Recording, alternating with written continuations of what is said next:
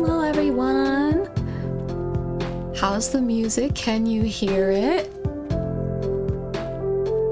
We're on the title page. I'm just wondering if the music is, as always, we always have to ask this question every time. You'd think like I would have like figured shit out by now, but I'm like, no. How's the music? Is it too loud? Is it too quiet? Is it just right? Like, always have to ask. And okay, Kaju said it seems okay. So this game is called Not Only 9. This is just a demo of the game. If you guys haven't heard of this, this is a game that Larryzaur is creating, and if you don't know who Larryzaur is, he is also a Final Fantasy XIV creator. He is actually one of the more popular ones, so I would be quite surprised if you've not heard of him. He has stepped back from creating 14 content though, largely because his passion that he's pursuing is creating games. He wants to develop games, and Not Only 9 is the first one that he's working on. So that's a background for that. I'm not sure if I should remove the chat box or not from my screen, because I'm thinking about cutting clips from this stream and turning it into a video for YouTube this week. Not 100% sure if I'll do that or not, so I'm like, should I remove the chat box or should I leave it? Like, I'm still streaming, so obviously I still want it to be like an interactive experience for any people who like want to interact in the chat. But okay, Kaju thinks I should just leave the yeah, you don't have to add your E, I understood. Kaju thinks I should leave it, so I guess I'll leave it.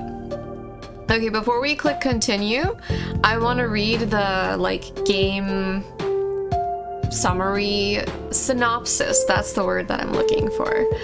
I think reading the synopsis is a good idea. So the synopsis says that Not Only 9 is a narrative RPG where the only fights are the bosses. Play as a cat and journey through the afterlife to save your human. Help lovable characters in classic style quests that don't hold your hand. So before we even like start, I just want to like give my like, I guess, 2 cents here. And the release date says Q4 2024. I don't know what Q4 is. That like quarter 4? Does that mean like the end of the year? I don't really know what that means, but sometime in 2024 is the goal. But yeah, I want to give my 2 cents on like the synopsis of the game, because I have some feelings. First of all, it says the only fights are the bosses. I'm actually kind of excited to see how that's gonna work out, because I feel like in some games the mobs are like such a drag, but the bosses are really fun. So it almost feels like you're just like clearing out junk, and it feels like a chore, and it's just kind of like, oh, why? Like, just let me get to the fun part. So I'm really interested to see how that's gonna work out. And it's kind of cool to think that you can like explore the world and not have to worry like terribly much about things getting in your way. We'll see. I'm not 100% sure if this is gonna be like a puzzle type game or not, if there's gonna be any puzzles in it, because sometimes if you have certain puzzles, sometimes mobs can enhance that, and sometimes it's just like, oh, leave me alone. Like, you're just like, please mobs, go away and let me do my puzzle. So I'm interested to definitely see if it feels good to not have like mobs and just fight with the bosses.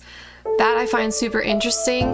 I think the synopsis sounds really cute, like the idea of journeying through the afterlife as a cat to try and save the life of your human. Some of the promo pictures, which I don't have on screen because I'm unprepared, show like a dude in like a hospital bed with his cat on his lap. The art is really pretty. I would recommend that you go and look this up on like Steam.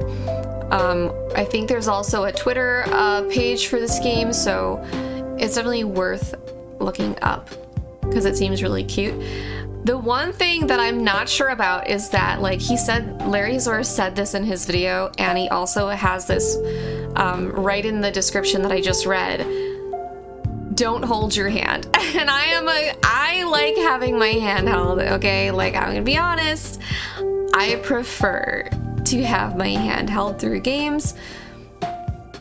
That's just the kind of player I am. I get lost easily, and I'm not patient, and I get frustrated.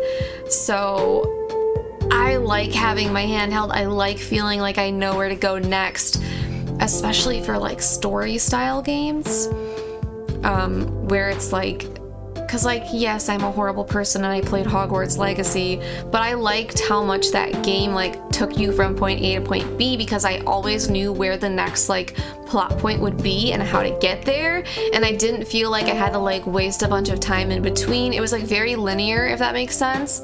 So I'm unsure about if I'm going to like that aspect of the game where you have to like figure out where to go. I just feel like I'm impatient, and I might personally just not like that. But I guess the good thing about a game like this, or like any game, is that you can Google stuff. And right now I'm not going to be able to Google stuff, but like, I think if I like the game enough, like the other aspects of it, then I would still play it even if I got frustrated with that aspect of it, because I could just like Google like how to get to like whatever, or like, you know, like there's guides and things. So obviously that wouldn't be a thing right now because it's just in a demo phase, but that's kind of where I stand on it. Is there's definitely elements that I'm excited about, but also elements just knowing myself that I'm not sure that I'm going to like. So all of that said, let's click continue and let's see what this game is all about. I don't know. I don't have a controller in right now. I don't know if it's controller PC friendly or what. I think he said in his video that it's both, that they wanted support for both, but we're just gonna see. Also, the music was pretty lit, wasn't it? Soul detected. Initializing soul cosmos levels. Valor level 1. Despair level 1. Ambition level 1. Space-time level 1. Soul frame instantiated. Display soul frame controls. We will display controls. I think this might be like, maybe showing you the controls of the game. I will say one critique here already. That went really fast. I feel like when I'm streaming, I already am not like as focused as I would be if I was just like playing the game alone, because I'm kind of doing it two things at once, which is like talking to chat, trying to kind of be a little entertaining, and then also like trying to play and understand the game. And I always find my like focus and understanding of games is somehow like lesser when I'm streaming, but that did seem a little bit quick to me. Even if I wasn't streaming, I would have been like, ugh. So maybe slow down the text, or I love it when you can like read it and then like click to go next and read the next chat. For the longest time in Genshin Impact, they did not have that. They threw these huge walls of text that you can possibly read them in time, and then they just blew gone.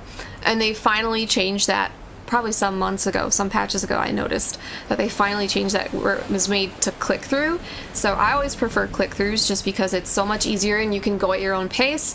And for anybody that does have like dyslexia or some other kind of like disability, it's just so much better to have those click-throughs and just let people go at their own pace. Okay, so this is the controls. So pretty standard. WSD for movement, shift for run, which, you know, I hate, but like it's standard. We found out in Hogwarts Legacy that I hate shift for run. And then 1, 2, 3 emote, space, interact. I'm kind of surprised that space is interact and not like F, because usually it's F. Camera is, I think that's the mouse roll button. Mouse roll? Scroll wheel. Okay, let's just look at the controller ones for a moment here. I think the only one that isn't super standard is maybe where the run is, because I think for a lot of games you just push down the like left, the move where it says move, the left controller, but I think I could get on board with run being, I think that's supposed to be left, or not left, right bumper, because if there's no other like control for that, then it, like, you know, it doesn't really matter. Emote on X, Y, and B instead of 1, 2, 3, and interact on A. I don't have much to say. I don't play that many controller games, and the ones I have, I think interact was usually on X, but I think A seems normal on, I don't care. So anyways, yeah, okay, so space is interact. I'm gonna play on keyboard. I'm gonna keep it on keyboard for now and see how I feel, and if I want to change, I can always plug in my controller. But 1, 2, 3 emote, WC move. I just have to remember interact, because that's the one but it'll probably say it when we get there. Okay. Welcome to the afterlife. Till all complete. Okay, we're in. Wow, the music slaps already. What the heck? It walks so cute. Oh my god. Look how cute it walks. Oh, that's adorable. What's this? I think I need to interact. Okay, space. You've fallen, haven't you? Golly, that's just too bad. Well, hey, first human soul, and that number's too big. I can't read the number. 99 million? Is that what the number? No, 999 million? Did I get it? 999,999,999 years. I did it. I did it. I did it. I'm not stupid. 99 days, 9 hours, and 2 minutes. First human soul, but this is a cat. Aren't I awesome at counting? Well, you made me count. Perks of being the light. You know, like, oh me, oh my, don't walk towards the light. That be me. I like this dialogue so far, it's quirky. I'm not scary though, you can call me Todd. I wonder if that stands for something like TOD. It's dot backwards. Is that what it is? Is it just dot backwards? Because the light's kind of a dot? I don't know. Hey, want to see something cool? Go walk over there towards that light. Ooh, did anybody see ether currents when that blew up? Because I sure did. Can I run? Yes, look at him. I like how he walks better than how he runs though. It's cute. Okay, we found another light. Let's chat with it. Haha, it's... Sorry, my thing went off. Haha, it's me. I was the cool thing all along. Look at the cute little face above the text chat. It's really cute. Yeah, this is what I look like. Ain't I cute? I just said he was cute, so I guess, yes, you are. Oh my gosh, look at his little monocle! Anywho, let's see if you're worthy. Choose wisely. You only exist once. Really? I thought I have 9 lives. Ooh, a sword? Oh my god, guys, which one should we choose? I'm kind of feeling the pink one. Are you surprised I'm feeling the pink one? We all know how much I like pink. The pink one looks like the most evil though. Like, do you see what I'm talking about? Like, okay. This one is like kind of icy, right? And there's something about it, I don't know, it's kind of almost like heavenly. Although this one could be kind of evil too, kind of hellfire, right? But no, I want the pink one even has, look at it has like a Tsukuyomi fucking moon in here. Like, are you kidding me? Also, look at, there's a cute little bubble above his head. I noticed that for the other times. It looks like whenever there's something you can interact with, the bubble goes above their head. A cute little bubble. So I like this sword the best. I'm probably gonna choose this one just because I like it the best. I think it's the prettiest, but let's just look at the other ones just for funsies. This one, very like Titan slash Ifrit kind of feeling for me. And then we've got Shiva, right? And then we've got Tsukuyomi. There we go. Those are the inspirations. The symbol under it reminds me of Electro from Genshin Impact though. Larry, do you play Genshin? I'm gonna interact with this one. Let's see if it, oh shit. Okay, so maybe it tells me about them and I can choose based on what it talks about. The Despair Sword. Power to birth stars. Chaos of the universe made manifest. Of course, I told you this was like the darkest one, that it looked like the dark magic-y one. Do you choose to wield despair? Let's go with no for now, because I want to read the other ones and I hope I don't accidentally press yes, because like, oh my god, imagine. The ambition sword. Courage to continue. Somehow the universe smiles upon you. Do you choose to wield ambition? No. But see, that one was literally, it's the, I'm gonna pick it anyway. I'm gonna do it. I just... The valor sword. Steadfastness to protect your friends. Cradle the universe in calm stasis. Do you choose to wield valor? No. Oh, that scared me. When he popped up, I thought I accidentally picked the wrong sword. Good idea. Better to be well informed, but go ahead and make your choice now. Don't tell me what to do. That literally scared the crap out of me.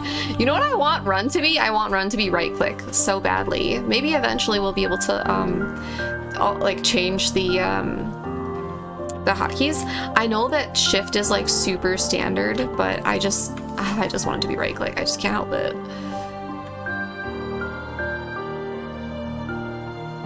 Just waiting out the car noise, because if I turn this into a video, that's gonna be annoying. I should have closed my windows, but like I get hot while I stream. I get like the gamer sweats. Oh, what's wrong with me? Oh, did you guys hear that? My dog was just he was just whining a little bit. Okay, we're gonna choose this sword because it's the prettiest. I mean, it's literally it's literally the like evil sword out of the other swords. Like the other ones had pretty nice things to say, and this one's like power to birth stars, despair, chaos of the universe. And I'm like, oh, it's so pretty, I'm gonna pick it. But no, that's how it goes. I'm gonna wield despair. That's what we're doing. Dark cosmos levels have been increased. Am I gonna be evil just because it's the prettiest? Now. What do you give up? I have to give something up? Let's see, what are my choices? Oh, I can either give up ambition or valor? Well, I would rather give up ambition. Fuck that shit. I'm a lazy bum anyway. Okay. The ambition sword. Courage to continue. Somehow the universe smiles upon you. Do you forsake ambition? Yes. Bye. Pure cosmos levels have been reduced. Pure? Guys! I'm full dark! Cosmos instantiated. Alright, let's see. Oh, there's the next little light. I'm excited to get down to the world because it looked pretty in the pictures.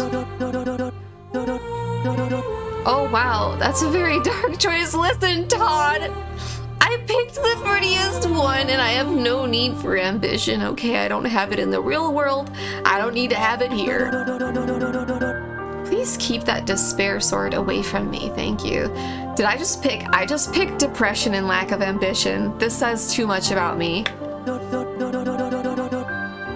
The universe has a sick sense of humor. You sure do, Larry, you sure do. Anyway, please enjoy your shiny, old cosmos sword. Hey, you don't remember how you fell, do you? Bro, I didn't even realize I'm fallen. I'm like walking on a lake like Jesus right now. Okay, I don't feel very fallen. Close your eyes. System run. Memory sequence 1. Ooh, okay, we're getting some backstory. I'm here for it. You wake up. Wait, do I click through this? I do. Snow piles on the windowsill outside your bedroom. Okay, these are all click through, which I like. Maybe the like text in the beginning didn't matter enough to make it click through. You jump out of bed, hoping for school to be closed today. Suddenly, a clanking of pots and pans erupts from downstairs. Investigate the noise. Mornin', Lukester. Your dad is covered in pancake mix. The, pancakes didn't make it. He poses with the burnt mess on the plate. Dad always makes goofy mistakes like that. Aw, heck. It's a snow day after all. What do you want instead? Let's get McDonald's. Blueberry pancakes, cereal is fine. We get to choose, but like I already know that Dad sucks at making pancakes, so like, but I still want to choose blueberry. I'm gonna choose it anyway. Haha, alright, I'll try again, sport. Dad gets back to work, doing a little jig as he pours the pancake mix. You separate the good blueberries from the bad ones. Dad hums while you work, until suddenly the humming stops. Bang! Oh my god, is his dad— are we all dying? The kitchen table jolts to the side. Oh my god! Dad is sprawled out on the floor, blood dripping from his head. What? Is this all because I chose pancakes? Shake Dad's shoulder. He won't move. Help him up. Call 911. We're calling 911, right? That's the smart thing to do, I hope. You sprint towards the phone on the living room wall. 911, what is your emergency? You can barely make out the words. Tell them Dad fell. Don't worry, we can help your dad. But first, what is your address, sweetie? How the hell do I make sea calories? This is the wrong video for that, bro. You need to go to the casual, what is their name? Island casual I don't know. Go in my Discord and go to the Island Sanctuaries channel and just do the shit that it says in there. Anyway, back to the game. But first, what is your address, sweetie? You feel the phone being lifted out of your hand. Bro, what? What's the time period? They can't track my address through GPS. We don't have cell phones, do we? He did say the phone was on the wall, didn't he? Yeah. Hello, ma'am. Sorry for the trouble. We're all right here. Thank you. Dad! Dad kneels— Dad, what? Hey, Lukester. I'm sorry I scared you, sport. Wait. This isn't his dad, is it? This can't be his dad. Dad explains he just got a little dizzy. You believe him? I don't believe him! It just said he was like on the ground. There was a bang and blood. What's happening? Come on, let's finally have that breakfast. You both enjoy your What's going on? Am I dead? Are we dead? Are we both dead already? Kaju, were you here for what was just happening? His dad was like, there was a bang and his dad was like on the ground with like blood on his head or some shit, like, and now we're fine? Dad walks over to the window, peering out over the snowy landscape. You're missing out on the best stream I've ever done, Kaju. Fuck, like what is it you're doing? I can't— Eureka Orthos, fuck that shit. See, I couldn't remember what it was called. I literally needed to like remember the thingy-majiggy, the like acronym? Yeah, I had to remember the acronym to figure out what you were doing because I couldn't remember the name. But yeah, that's not important right now. This is important. Anyway, Dad walks over to the window, peering out over the snowy landscape. You know what we should do today? Super sledding. As you frantically get your snow gear together, Dad wraps a brand new blue scarf around your neck. What happened to him? Wasn't he bleeding? This scarf has special powers, you know. Now you're Super Lukester. Is that why he's not bleeding anymore? He has a magical scarf? You pull the scarf up over your nose. It makes you look cool. It's also warm in the winter to have it over your nose. Now we match, Dad exclaims, wrapping a red scarf around his neck and posing like a superhero. Is Luke really young? Because his dad is treating him like he's a child. You think Dad looks cool too. I think Luke has to be like, oh, 9 years later, okay. Is Luke the cat? Right? I feel like Luke must be the cat. Which would— no, but the cat can't say he wants blueberry pancake. I don't know anymore. What do I think of this game? I don't know, I haven't played long enough. And now, your salutatorian. And now, your salutatorian, that's what we're going with. The principal calls your name. Cats can't call 911. I mean, this could be like an anime. Walk up to the podium. Everyone is cheering for you. So when he was a kid, so if we assume that Luke is not the cat, we're playing as a cat, but Luke might be the cat. Hold on. Let me tell you why I think. Let's wait for the plane. Can you hear the plane? Is that a plane? What is that?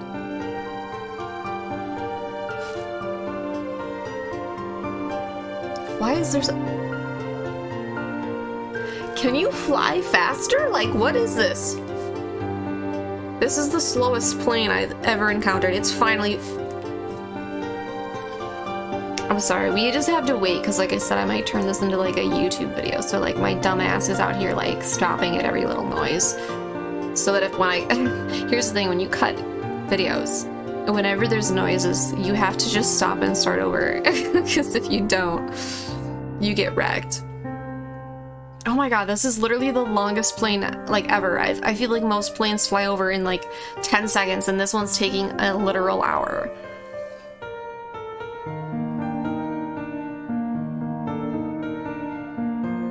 Okay, I think it's gone enough.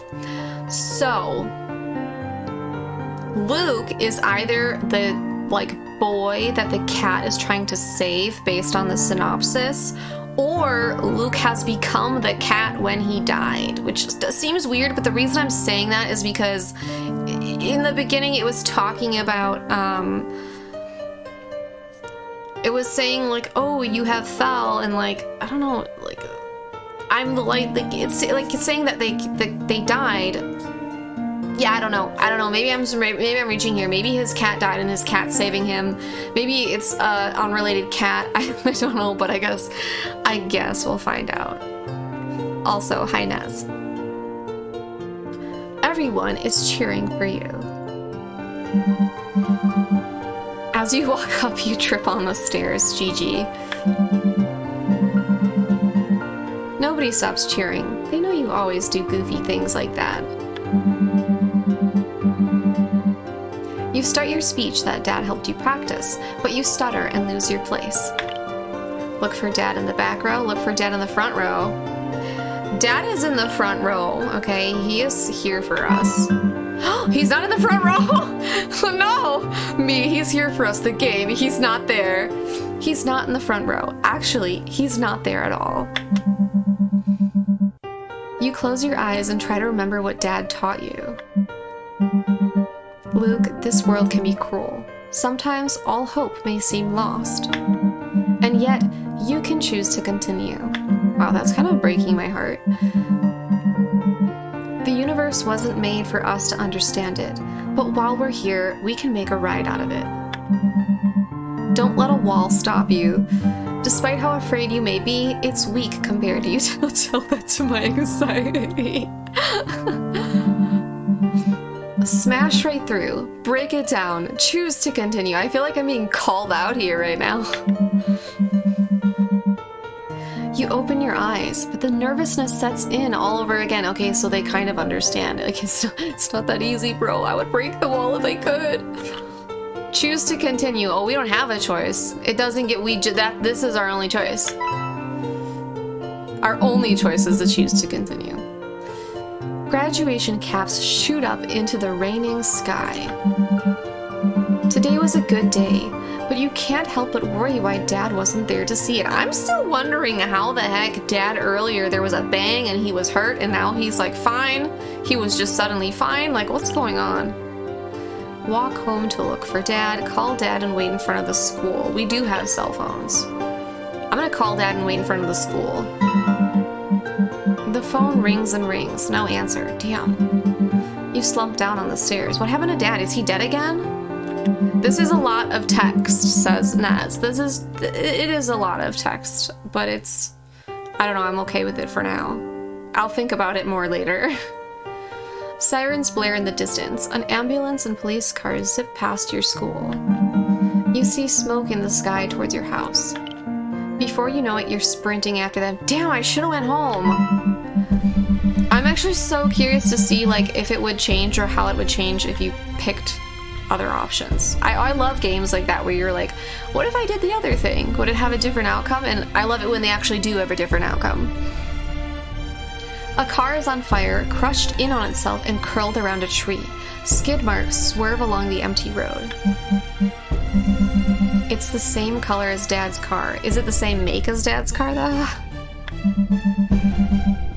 The paramedics are pulling a body out of the fire. Is it Dad? Run up to the crash. Run home. I feel like I'm getting baited. I'm running up to the crash. A police officer grabs you, trying to keep you at a distance from the car. You manage to break free and reach the stretcher. The corpse is unrecognizable. The police officer finally drags you away, but your eyes never leave the body. The body's arm falls to the side, and your eyes drown in tears. Is it Dad, though? We don't know yet. Oh, it's Dad. A charred red scarf falls to the ground. Oh my god. Everything goes black, and you fall. Man, I should have went home. 9 days later. Luke, would you like to say a few words? The priest gestures toward you. Walk up to Dad's grave. Damn. Everyone is silent for you. As you walk up, you trip on your shoelaces. Makes goofy mistakes, just like his dad. You hear someone reflect quietly. Bro, shut the fuck up. Rude. Clutching your blue scarf to your chest, you start to speak, but you choke on the words. Everything you want to say rushes through your mind. He was the best dad. I love him so much. I miss his goofy laugh. I miss eating blueberry pancakes with him. He taught me courage. Because of him, I am me. Why did he have to leave me?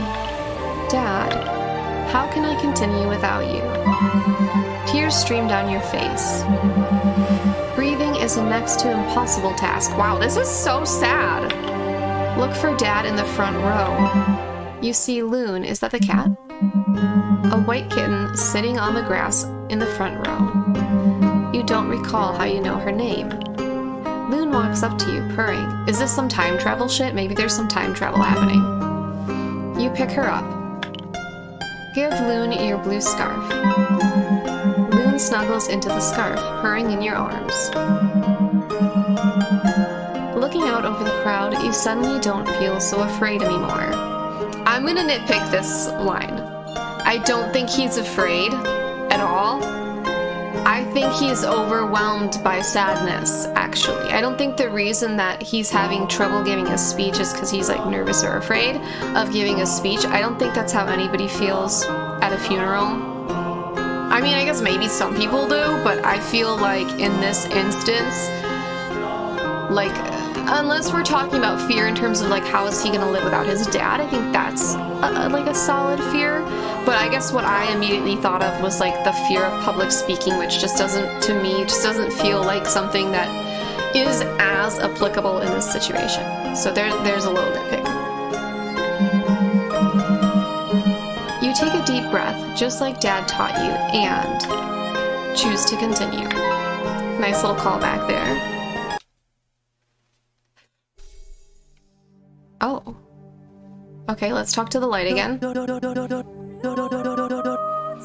Wow, what a tragic origin story. Couldn't have made it worse myself. Wait, something is wrong here. Close your eyes once again, with conviction.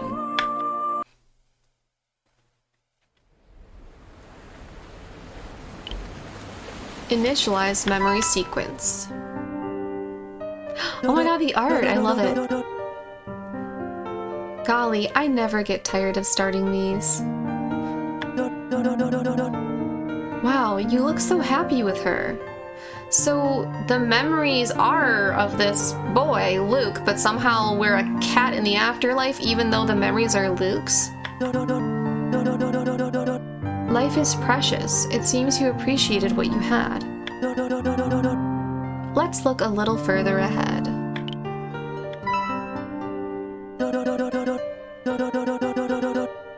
Could this be where it happens? Seems like the kind of place where it would. The art is gorgeous. Sorry, remembering painful moments with a smile. That's something I know how to do well. Still, it wasn't all bad, was it? Continue. Interesting that your soul took on the form of your cat, Loon. Okay, so we are Luke. Usually, how you view yourself influences your soul's form. But it doesn't match up. Unless... And here's the star of the show. The Reapers, created by Death himself. Ooh, I like how the music's kind of picking up. And Wielders of Despair. Just like you. You monster. Wait, monster? Oh, that's right, I chose the Despair Sword. Oops! How unfortunate that in life you had no cosmos to wield. This is your end.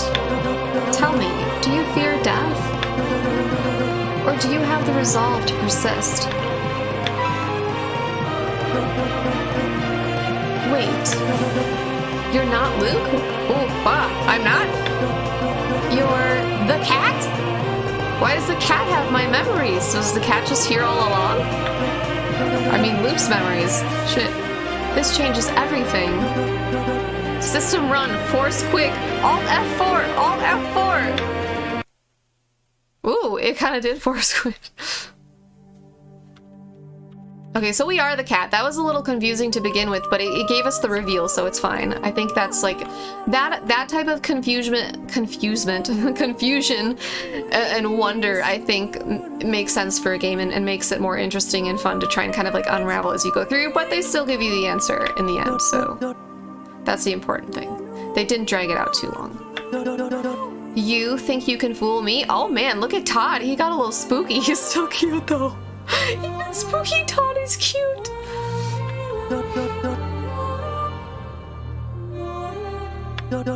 Oh well, oh, he's still nice. The wrong soul fell. Your human, Luke, was supposed to be the one. But he can yet be saved, and I'll help, of course. Follow me. Todd is such a chill guy. Ooh. Let's go. Let's talk to the dot before we go up the stairs. I'm calling it the dot now because Todd is dot backwards, but I guess it's the light. At the center of the afterlife, there exists the tower. Ooh, that sounds like something you would see in an anime, like the towers that you have to clear, like Tower of God. I haven't seen that anime though. With my power, we can use the tower to heal Luke and return you to him. It's not gonna be that easy, I know it. I make it sound so easy. It's not. Those pesky Reapers aren't going to let you reach the tower. That, and their power is required to operate it too. Good thing I chose Despair then. Oh! I have an idea. This isn't an easy thing for me to ask. You accept me and let my soul in. Oh my god, possess the cat? Todd. And I lend you my power to defeat the Reapers. As one, we can finally put an end to this meaningless cycle.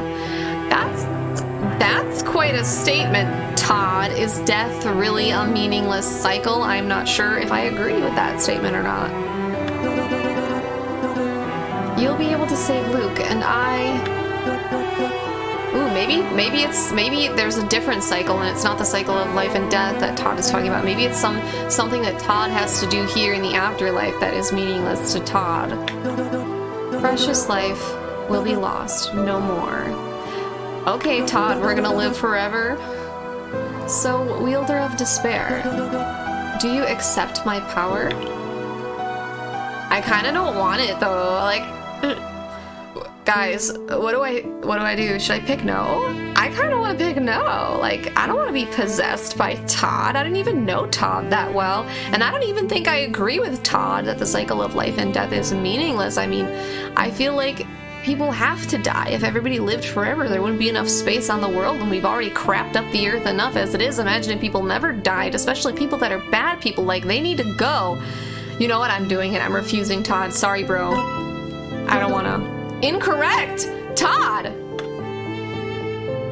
Oh my god, can I not go forward without? I can't, can I just, hold on. Do you truly not wish to save Luke? This is the only way. Can I go without him? I don't want your power. It won't let me go up. No, I don't agree with you, Todd, and I don't want you possessing my body when we have different thoughts and feelings about the cycle of life, and we need to talk more, Todd. I need to get to know you better. You didn't even take me on a first date, Todd. Jeez. Guys these days, and the bar is so low, you know what I'm saying? Like, the bar is so low and Todd is still out here just like, let me possess you, let me in. Ugh. Well, we have no choice. If I refuse again, like, can I just... When you were together, you were alive. Yeah, okay. Let me just keep... How many times can I refuse before you... One last day with your beloved. Wouldn't you give anything for that? How much have you written, Larry? I'm gonna find out. I'm gonna keep refusing. Alone I stand. Oh, he's getting angry. System run. Probability alteration. I like how... Oh my god! It gets to a point where it doesn't let you refuse anymore. They said, no, bitch, you're doing what I tell you to do. Fine, Todd. Doing this for Luke. At last, system run, merge soul. I don't trust this guy. Soul Cosmos levels optimizing. Do you think anybody played this and refused as many times as I did? Valor level 99, Despair level 101, Ambition level 97, Space-Time level 99. New designation. Can anybody read that? Because I can't. It looks like this almost, but... I can't read it. It almost, like, I can see, like, this in the middle, but then... and that looks like nothing to me. It's probably nothing, right? I'm like looking for hidden things in here. I'm like, maybe there's something cool, but it's probably nothing. Merge soul complete. All right, we merged. Can I walk up it now? Yeah, now I can walk all the way. It didn't let me. I was gonna try and go by myself. And it said no. Oh, yes. Oh! Look at this beautiful thing of flowers. It's so pretty. Wow. What's that? There's another cat down there. Hold on. I'm going to talk to this because you can talk to it. The forest glows with countless souls. You're reminded of the void between you and Luke, and yet you continue. Oh, we can save here. This is a save point. Okay, let's save. That's nice. Saving isn't implemented, though. Larry was like, that's nice, but this is not part of the game yet. This is just a demo. Okay, let's see. Can we talk to this cat?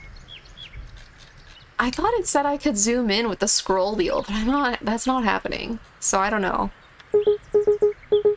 His name is Sav. Hello, I'm new here, like you. I come here each day during debarkation. Are people taking barks off the trees? I'm waiting for someone. I'm gonna surprise him when he arrives. But till then, I hope he's happy and knows that I'm happy too. Okay, where are we again? Is this... We gotta find some tower things. Is this like purgatory or something? Because we have to find some like tower thing and something about reapers. I already forgot. See, I told you my focus isn't as good when I'm streaming. Charlie, a pilgrimage that all living things must trek. You know, at the end of all things, I'm quite scared. But somehow I'm excited too. See you there. See you there where? In death? Okay, bro. Can I just... I can. Whoa, whoa, I can run further than I expected I could. Oh wait, I can't go through here though. Invisible wall point. Okay, there's a... like a little town looking thing over here. I have to say I really like the, like... game design, the graphics. I think it's really pretty. Like, it's like, how do I put it? And look at there's like the shafts of sun through the trees is very nice. The cute little flowers. This is one of those things, like, it kind of reminds me of Tunic, and not because it's actually, like, looks like Tunic that much, but just because, like, Tunic's, like, the only game I've played that has, like, a similar kind of thing where the art is, like, it's not super realistic, like, not super realism, it's very...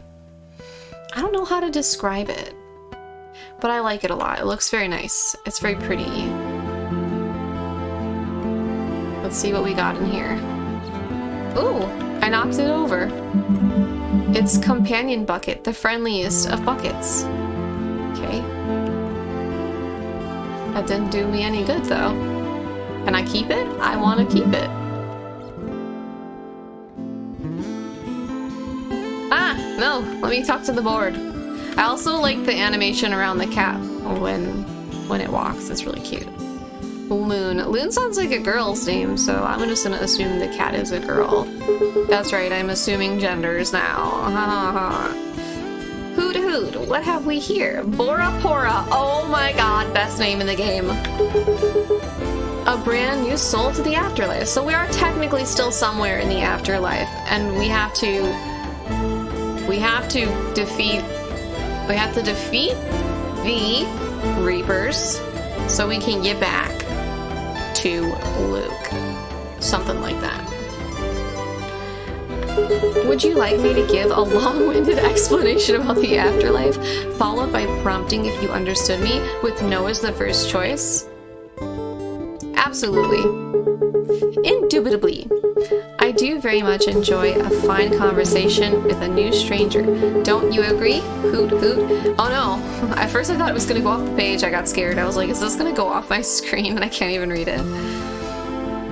Okay, you certainly get to know more about the world and open your mind to unexplored possibilities. Oh my, I believe my available space is stretching a tad thin. Mayhaps I should mind my cadence. I think it's so cute how they, like, literally, like, call attention to the fact that he's no longer in the chat box, and it's like a cute little joke instead of, like, an error. You know what I mean? Where you stand is known as Orion Forest, the entry point of the afterlife. All souls who enter are greeted by yours truly. What if I went the other way, though? It is my pride and purpose to guide weary souls from their previous existence to this one. Don't you agree this is just the most splendid first impression of the afterlife? By the way, after this introductory lesson, please answer a quick survey about your experience. Any hoot! Very cute. You may be wondering how all this came to be. That is most assuredly the key question. You see, the first human to die became Death. With his newfound powers over Cosmos, Death created the afterlife, a place for souls to exist eternally. Death and his Reapers shepherded countless souls into his afterlife, and for some reason, souls take on the form of animals here. Your form does indeed reflect how you feel yourself, and I am rather intelligent, so an owl it is, hoot hoot. How strange, your soul doesn't seem to match up with your form, much like another I've met once before. Ooh. While you're here, you have all the time in the universe to explore. Look deep inside yourself and figure out what makes you complete. Then we may all celebrate together. I trust you understood all of that? As was previously stipulated, would you like to hear it one more time? Once again with conviction. Please release me.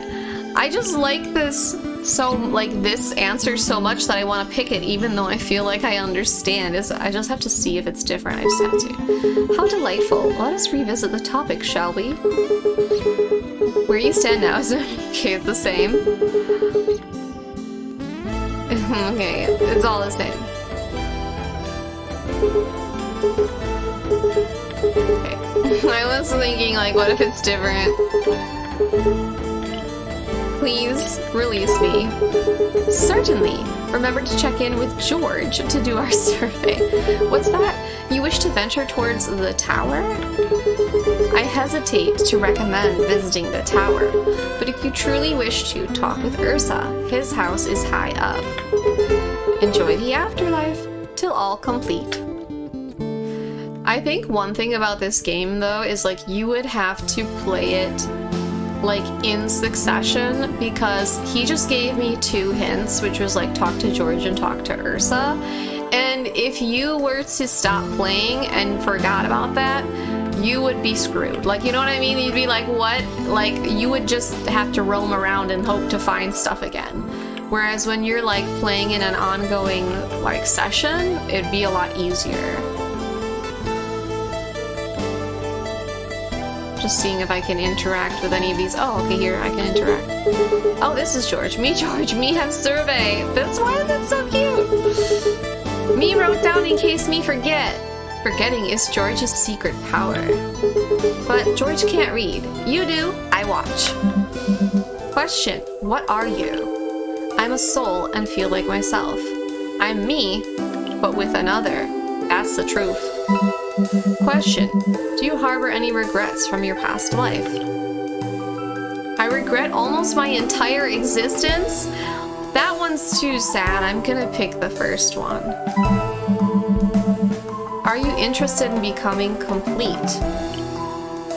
No, I'd rather stay here. Yes, I want to fulfill my true purpose. I'm gonna click no because, like, we have things to do. We can't be becoming complete and, like, being dead forever. We have to save Luke, so no, I'd rather stay here. What is your opinion on immortality? Hold on, I need to pause the ad. I wish to persist forever. Having an end gives life meaning. This is why I said I didn't agree with Todd over there. Would you be willing to become a Reaper? Yes. Has the supplied background music made your transition more pleasant? Can we just get on? This feels like Larry is like asking out here, like, do you like the music? I'm gonna say yes, I think it's pretty good. This is my jam. Hello, Red Damoogle. Would you rather leave the afterlife now and accept oblivion? Ooh, I'm gonna say I would continue. Because I think, like, we're gonna get a little deep here. Maybe not a little, like, maybe not super deep, just like a little deep. My personal beliefs about death. I'm not religious at all. I'm not spiritual. I'm not anything. I consider myself agnostic. Sometimes I just call myself atheist because it's like easier, but realistically, I am probably more agnostic in that I literally am just like, I don't know. Like, it'd be nice if there was some sort of like afterlife. It'd be nice if it wasn't just all over, but I also am like open to the idea. Like, part of me is like, yeah, maybe when you die, that's it. Darkness, nothingness, it's it. It's over. There's nothing more. There's nothing more to continue. So I actually do kind of like the option I choose to continue, because if you could have like a peaceful afterlife in this pretty little world, I think that would be nice.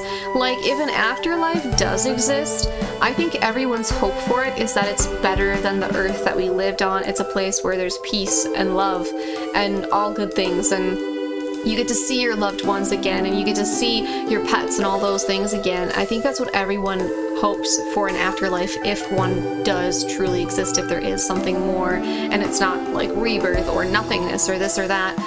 So yeah, I'm like, I like the hopeful answer, but my like personal real feelings about the situation is like, it could be anything.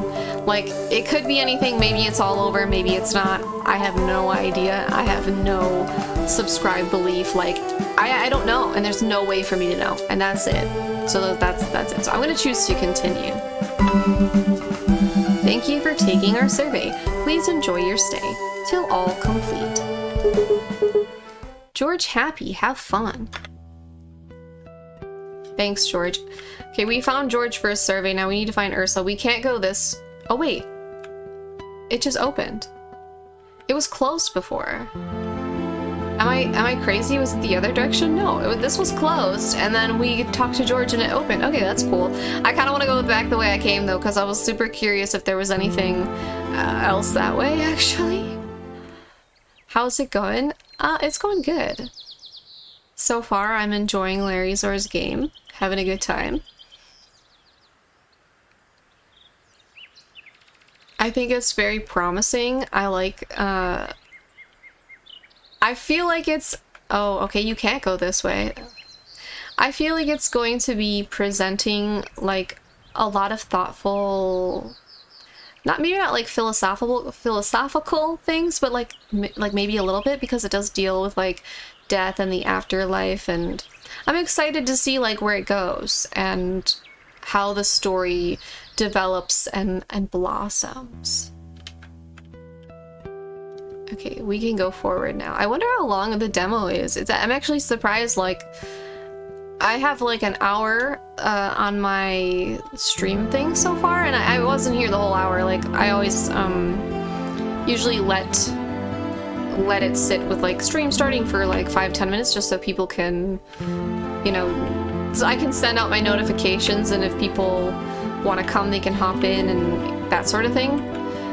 Because I am a serial, I don't plan these. I just hop on, and people never know when I'm streaming. There's no water in here. I meant to not click that, but I pressed space as if it was jump, so now we're here. But yeah, so far, I mean, like, I've played like roughly like 50 minutes to an hour, which is pretty long for... I feel like that feels long for a demo, but I think it's a good thing too. Actually, do souls need to drink water? Good question. I hope so. Water is yummy. I agree. I love water. Okay, let's go this... Ooh, let's go talk to this, like, cow thing. No, it's a rhino.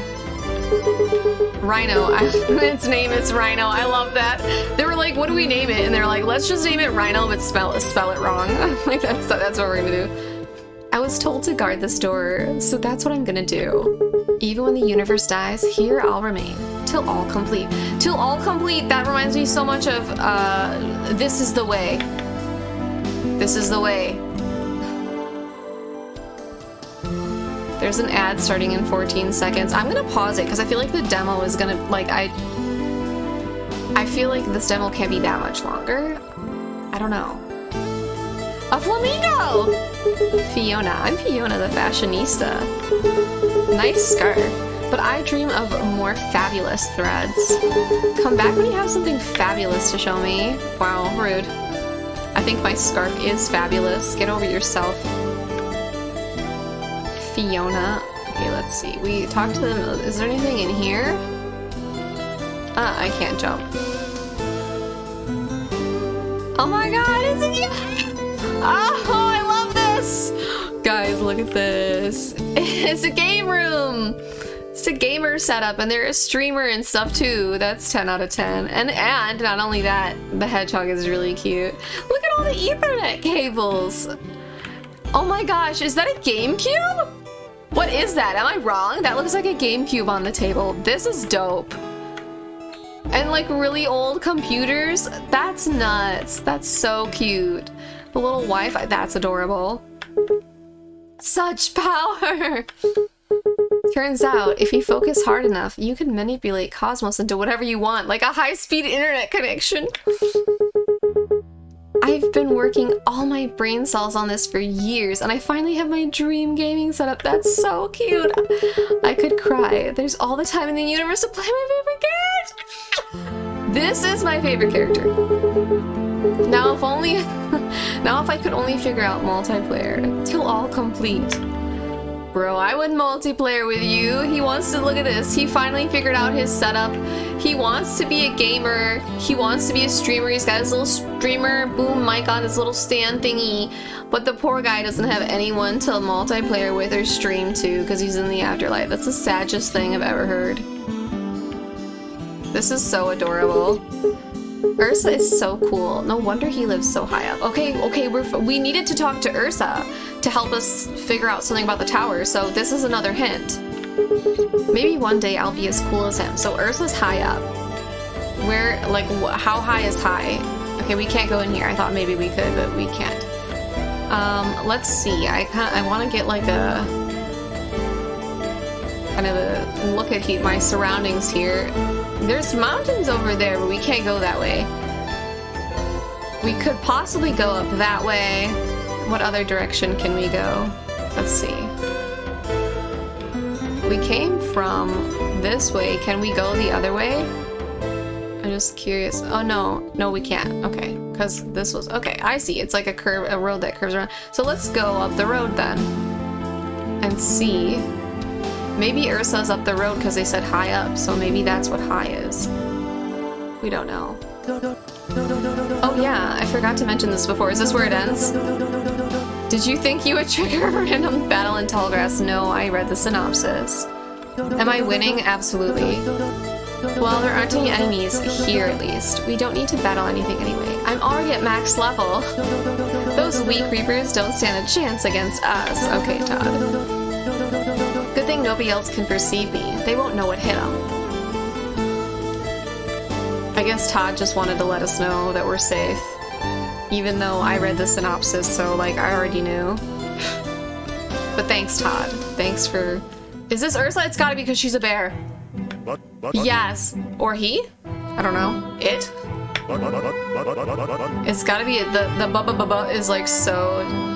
Like, it's a little pitched. I think Ursa's the dude. The name's Ursa. Welcome to my humble abode. Got any honey in there? This is some prime real estate. I knew mowing the lawn would pay off. What? It doesn't look mown? Nonsense. I did it just last week. Yeah, the grass grows kind of quickly. Oh, you're looking for the tower? Gee, I don't think you should go there, kiddo. Not alone, anyway. That's right, I'm coming with you. Look at the face! Look at the face! Look at the little... I love the little arts. It's so cute. It's so adorable. I like the blushing bear. Super cute. Yeah, it's 10 on 10. The art is so good. But before, even without the blush, that's so cute. But before we go on a grand adventure, can you grab my video camera for me? I think I left it in my house, but I can't remember where. I really am a mess without my wife around. She'd leave notes around the house reminding me of important things. Look how cute the bear is! Maybe I should get another echo book. I don't know what an echo book is, but I will help you find... I just want to see if there's any... Okay. Oh my god, yes! Very. Superposition. Carriage broken here too. Sorry, I fix soon. What? Just go around? No, that won't work. Because superposition. I like how it's like telling me this is why you can't go around in this game. Like basically the game blocks you from going around. Like you just like look, you just can't. And then you're like coming up with like a silly reason for why like you can't go there yet. But it seems like, at least in the demo, certain areas are blocked off to you until you do certain things. I know they said it's in their house, but I just, like, I can't help wanting to explore. Ooh, there's a bubble here. These stones are emanating cosmos at a low frequency. 200 quadrillion amplification required to be soul audible. Okay, I guess we won't worry about that. Let's go in the house. Ooh, the music changed. The door is open. There was a bubble here. I saw it for a split second. Oh, right here. There's a stash of empty honey pots under the table. Okay, we did not find the book. There. A withered bow is placed gently against the wall. Next to the bow lies a yellow note. Read the note! Yeah, I'm nosy. Awoo! Take this, my vengeance, my life, and my dream. With this bow, touch the sky. I don't know why, but I just squirmed a little. I don't get it. These echo books appear to belong to 4 different souls. Every single one is at full capacity.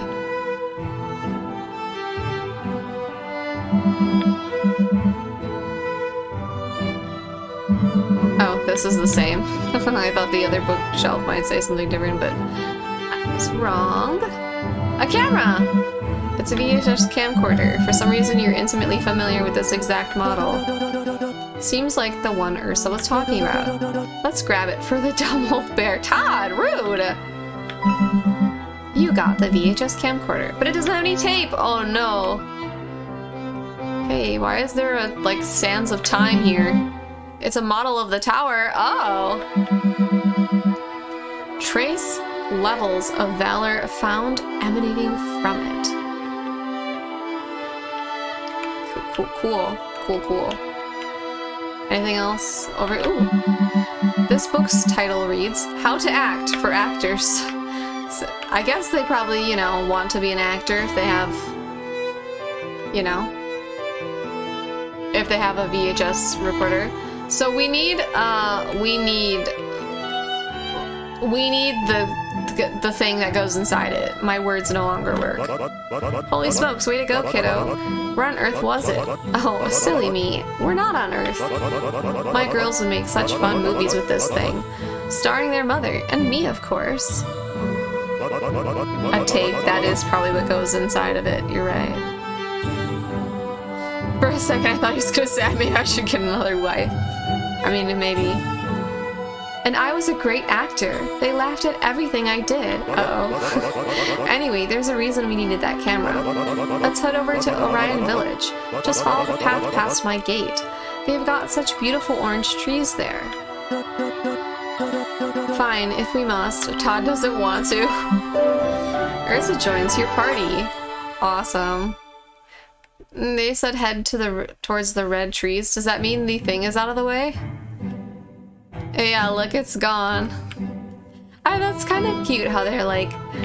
So, I was saying at the beginning that I am not sure that I like stuff that doesn't hold your hand.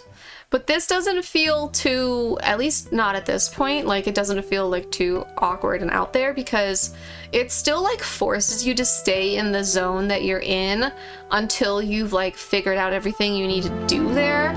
So like in a way that's kind of hand-holdy. Does this just bring me back to the other like village or something? I love how I'm just like, I just want to see where the paths lead. Yeah, it does, it just brings me back.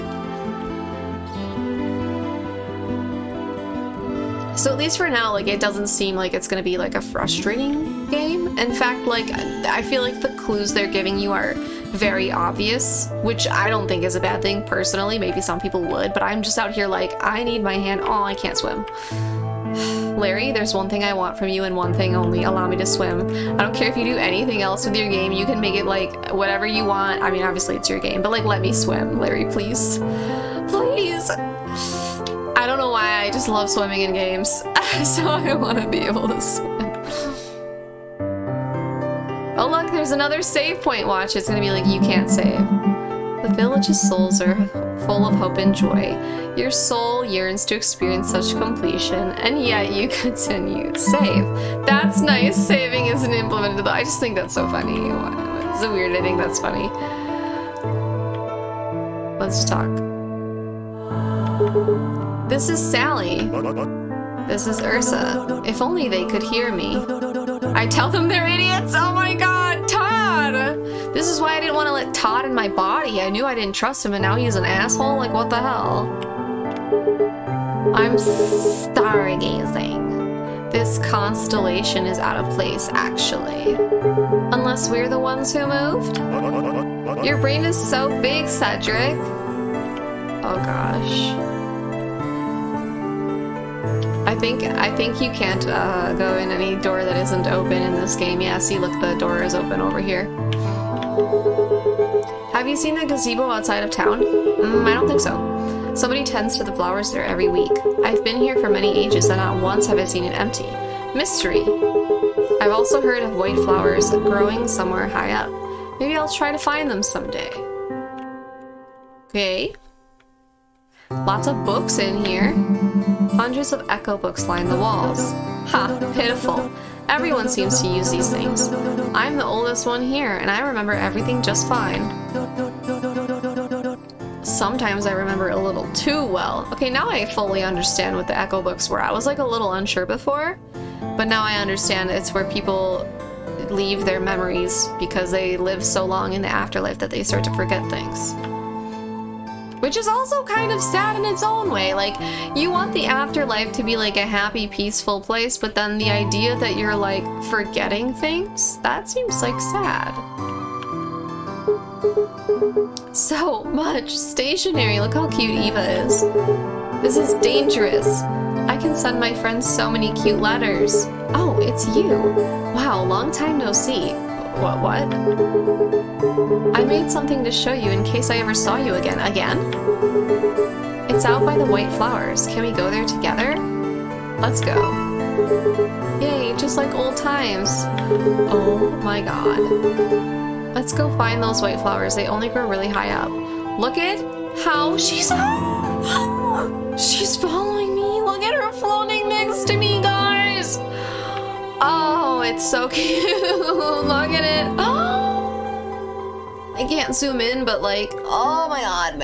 I might have just been wrong about how the zoom control works. I could swear, I'm just gonna say it that way. I could swear it said that it was the scroll wheel in the thing, but I don't know, it's not working, so sorry, but I have no clue. But oh, there's a home.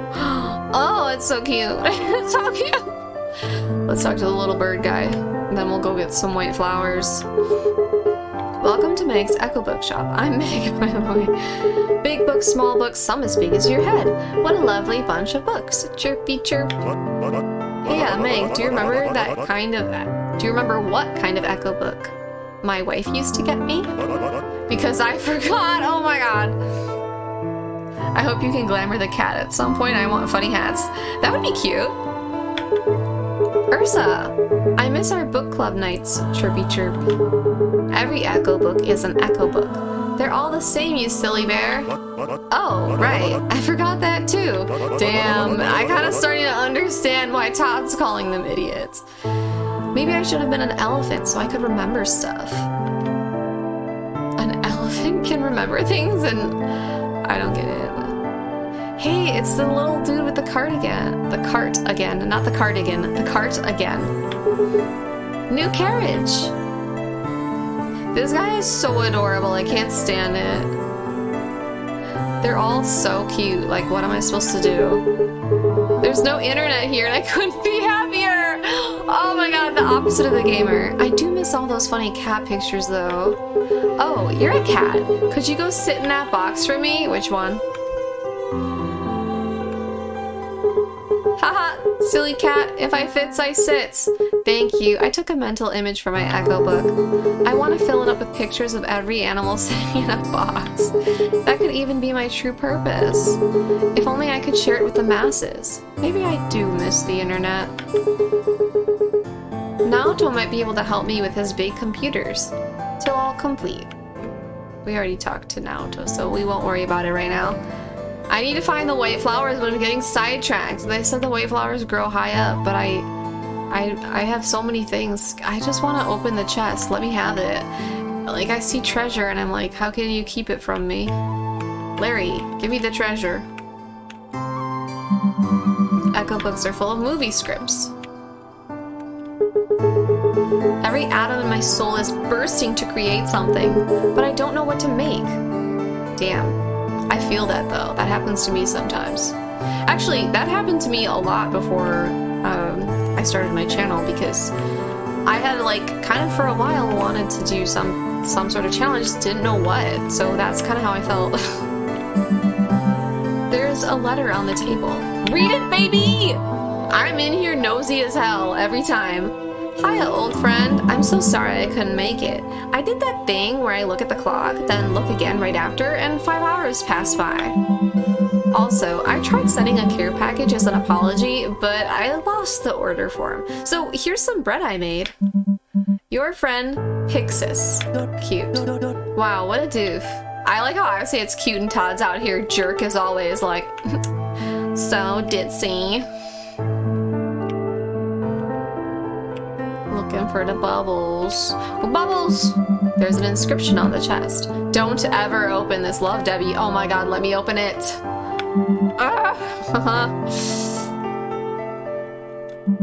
This bed is made up neat and tidily. Soul frames don't need to sleep naturally. The feature to sleep was added later though. Everyone kept asking to dream again. It's true, dreaming is quite fun. Me looking at the chat. Elephants are known for their good memories. Okay, I didn't know that. That's a nice little detail then. I like that. That's cute. Oh yeah, I fell. A little tub. Wait, I want to leave now. I gotta Wait, where's the door? Okay, maybe it is this way. There it is. I just didn't turn enough. Okay, there was like a stork dude over here or something. Maybe it's not a stork, but it's a bird of some type. Astounding. Oh, it's a bill. It's some sort of bill. A bird bill. Oh, I feel like I know the name, but can't think of it. Astounding. What a beautiful view. Reminds me of the capital of my world. Look how bouncy he is. You should have seen it. That old planet. Bill nonchalantly waves his right wing. I feel like we could be friends. Oh, Todd found somebody he doesn't hate. Good for you, Todd. I think I've talked to all of them now. Assessing soul cosmos levels. Valor level 99, despair level 101. Oh, that's all this does is just... Okay, so maybe throughout the game those levels can change and you can check them at these rocks. That's my guess here. So now we need to look for some white flowers because we said we would. That's literally the only... Oh, wait, a duck. I grew these flowers around town. That's a fine achievement, I'll have you know. Most things here are materialized using cosmos, but I started these from the seeds themselves. There's something special about nature. I agree, that's very special. What a fool, cosmos is nature. Rude! I keep getting a weird feeling. Do you hear anybody around us, kiddo? Yeah, I'm possessed, just so you know. Don't worry about it. I'm just possessed. It's no big deal. Did I go in this house already? I think so. I did, yeah. I was just in this house. This is the house I got lost in. Did I go in this one? I don't think I went in this one. These flowers are kind of white. But apparently not the ones we're looking for, because I don't see any bubbles.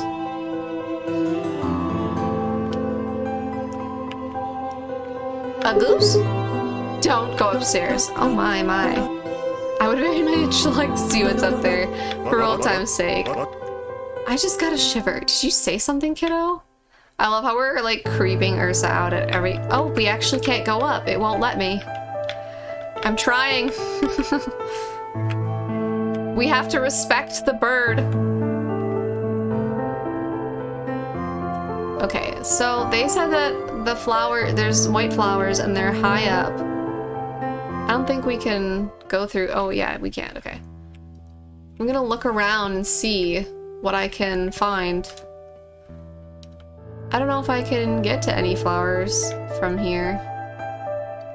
This is like the end of this zone. For now, at least. Here's another. Let's see if this path... Okay, this pathway is gonna be blocked until we do something.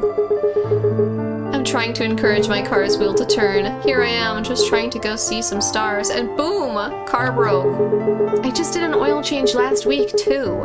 Actually, how do we know we existed last week? Maybe the universe was created last Wednesday. I must know. I like how their name is just Fesh. Whoa, let's leave this one to ponder on that.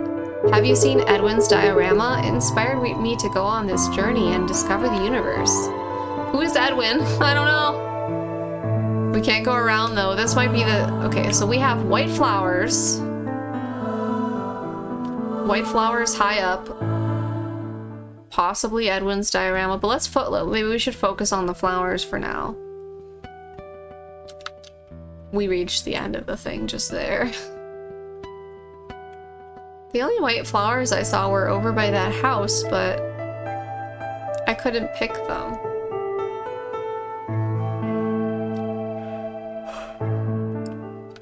See, like, these look kind of white, but maybe they're not in this area. Maybe they're further over here somewhere. Cause, like, we're going up a hill now, you know? You know?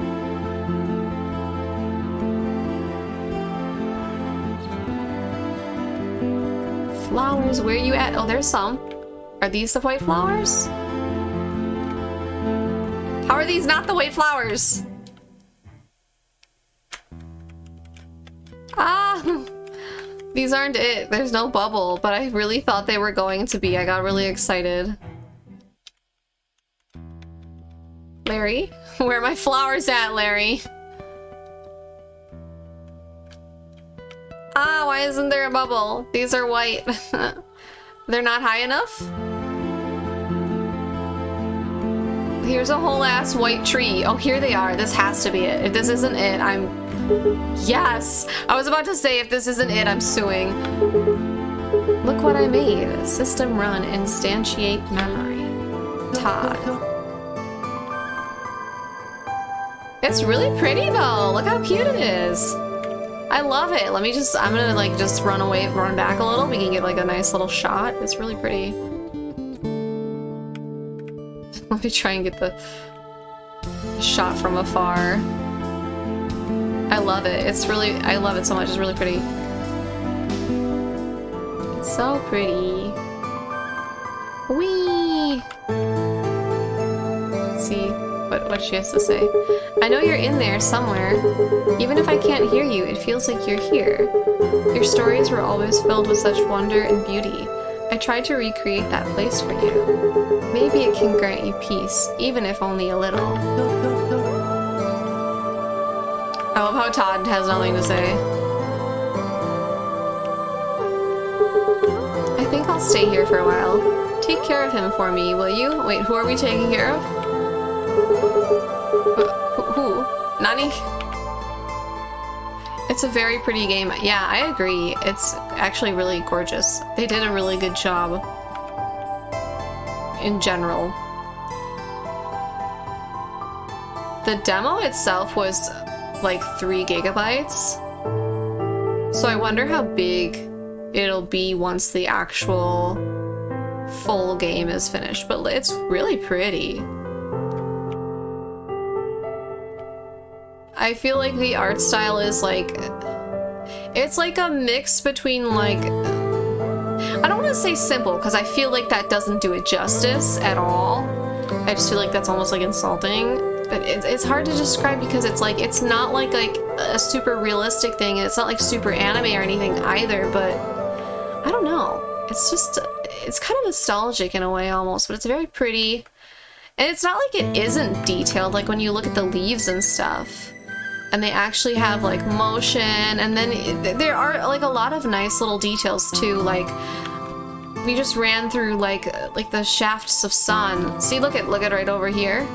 This shaft of sunlight, like it's gorgeous, and like the little floating fuzzies, like dandelion fuzzies in this area.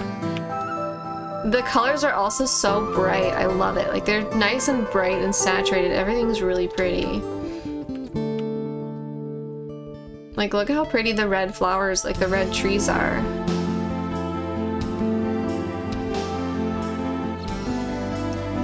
Yeah, very vibrant. Yeah, it is, and I love it. And I really like all the little details they included. Like, we have the leaves falling. Like, it's definitely a pleasure to look at. You don't come in this game and go like, oh man, I wish they would have like put a little more effort into the art. Like, no, it's there.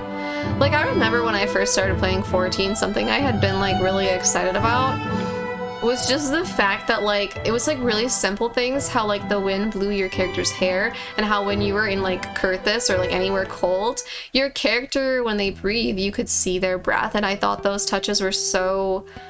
like, they're so small, like they're things that maybe you wouldn't think about, but when you play games that don't have them and then you play a game that does, it's like so noticeable, and like it just, I don't know, it just broadens the world and just makes it feel more full and like rich and alive.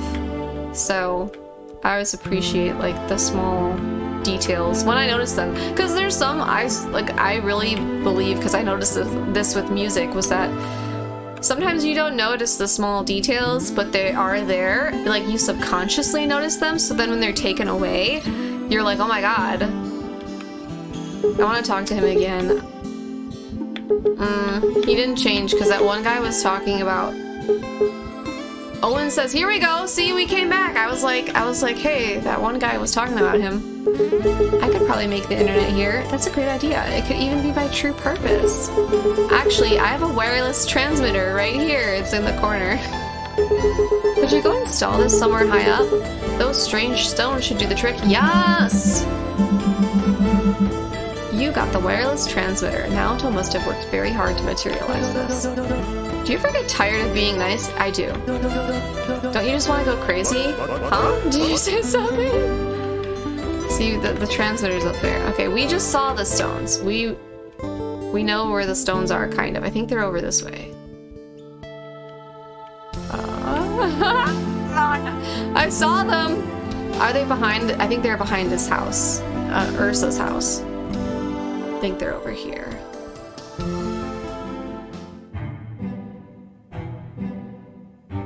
Yep, there they are. Okay. Affix the wireless transmitter to the stones. Do it! These rocks are scary. That's so cute. Let's go back to Naoto's and let him know. How long is this demo though? Like, I didn't expect it to be this long. And you can't save, so like, you have to finish the demo. You have to finish the demo or you're screwed. Oh, I have your attention now, Kaju, after like you missed all the good parts? Okay. I do feel like at this point though, the game does feel like it's slowing down a little bit because you're kind of doing like little, I don't want to call them busy quests, but you know, like you're kind of doing like little chores and stuff before you can like move on to the next area. And for me personally, there's only like so much of this sort of thing that I can take before I start getting bored. So I do wonder like how many of these quests that we're gonna have to do before we get to see maybe like a boss or another piece of like the story, because I think like someone in the chat was mentioning how the story was a lot of like text on screen. It wasn't necessarily animated, but I don't really have a problem with that. I think it was well written, and I understand that, especially for this being, you could consider it like an indie game. It's like a solo project that Larry is developing by himself with just the help. I mean, I don't know for sure, but it seems like it's just him and then like the artists and stuff that he's hired to help. So when you consider that it's a small project and it's not created by like a large company, and the resources that Larry has access to might not be as much as like somebody else, I just don't have a problem with the fact that all that stuff wasn't animated, because that probably would have cost too much. Like, animation is really hard. It's very time consuming unless there are shortcuts like CGI and stuff, but sometimes they just don't look right. They might not go with the art of the game and all this stuff. So like, I'm actually really fine with the fact that there was a lot of like text and that was how the story went on, because I always liked reading novels growing up. I still enjoy reading webtoons, and those are more visual, but I feel like, you know, your imagination can fill in the blanks as long as the writing is good. So I'm really okay with that. I think it's totally fine.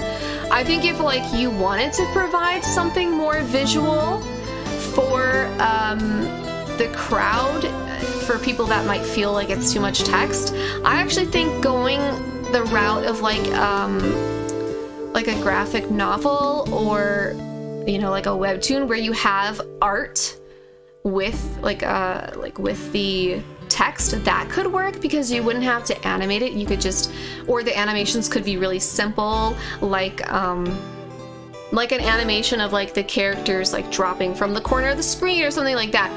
So or even just like a page turning as you go to like the next screen. I could see that possibly being something that could be implemented if people do give feedback that they don't like all of the text on screen. Like I said, not a problem to me, but I don't know if Larryzaur is ever gonna watch. He mentioned that he was watching some of like the streams and stuff of his game. So if he comes across this one, and like if there's any other people that are saying like, oh man, there's like too much text, I would say like that like art could be another route that like wouldn't be terribly costly like something like animation could be, but could still maybe add a little bit of interest. But I was fine with the text on screen. I was into it. It was fine. I think the beginning, Kaju says, memories playing out in text and also a disembodied voice. I think that the beginning part without visuals is pretty good artistically, so that's what Kaji thinks. And I also didn't have an issue with it not having any, like, actual animation or pictures or anything. Like, it didn't bother me, but I'm just saying, like, if there are people trying the demo and, like, giving feedback and being like, hey, I wish there was more to this, then I think, like, that would be something like art could be the answer, because it, like I said, it would probably be a little bit cheaper than trying to get animation. Let's talk to him again, because we put up his thing. Cat, way to go! That wireless transmitter is fully functional. Super. We're all set up to create a brand new internet. I can't wait to rage quit games with my pals. That's funny. Weird though. I didn't have to do much to get it to work. It's also like the... Gosh, I suddenly can't read. It's almost like the afterlife was already wired up to support it. Golly, wonder what's the... I really can't read. I gotta wait till they finish and then I can read. Golly, wonder what that's about. System run, wipe memory, 5 seconds. Uh-oh. Here, as thanks, you can have this game phone. Ooh. Now in color. It doesn't have any games yet. But hey, maybe somebody can use it meanwhile. I'll be sure to make a super game for everybody. Maybe a fast game. Yeah, super fast. See you later. Till all complete. Something felt off there. Ursa's like really picking on the fact that I'm possessed. Bah, it's probably nothing. Alright, Red the Moogle, not the, sorry, Red the Moogle says, I think another way they could go is grabbing a handful of friends to voice act the lines too. I definitely don't mind dense story text if it's being read out to me. I know a few other indie games that essentially did that, where the friends that worked on it together just did the lines for the characters. Listen, Larry, if you're watching, I'll voice it for you. I'll do it for free. I'm not kidding. You want my... I hear a lot... Okay, listen, Larry, let me level with you. A lot of people say they like my voice, and now I know, like, I'm not a voice actress or anything, but, like, if you need, like, a pretty voice to read shit, I'm here. Anyway, I don't know, like, I was... See, I don't have a problem with reading. It was fine for me. I think if it hadn't been something that you could, like, click through, I wouldn't have liked it, but I was fine with it not being voiced. But I do understand, I understand where you're coming from, because some people enjoy voiced stuff, so I get it. But for me, it wasn't something where I was like, man, I really wish this was voiced. Which is sometimes the case when I'm playing, like, Genshin, because some of the quests are so long and they talk so much, and you're just like, just let somebody else read this to me so I can, like, sit here and, like, eat some crackers or something. Okay, I think I'm gonna go try and talk to that, Owen guy again, because we got the internet for him. There was another character that mentioned someone else, and I can't remember who they mentioned. I don't mind reading it if I'm streaming, but if I'm playing off stream, I get distracted too easily, hence me getting way too distracted to complete many of the side quests in 14.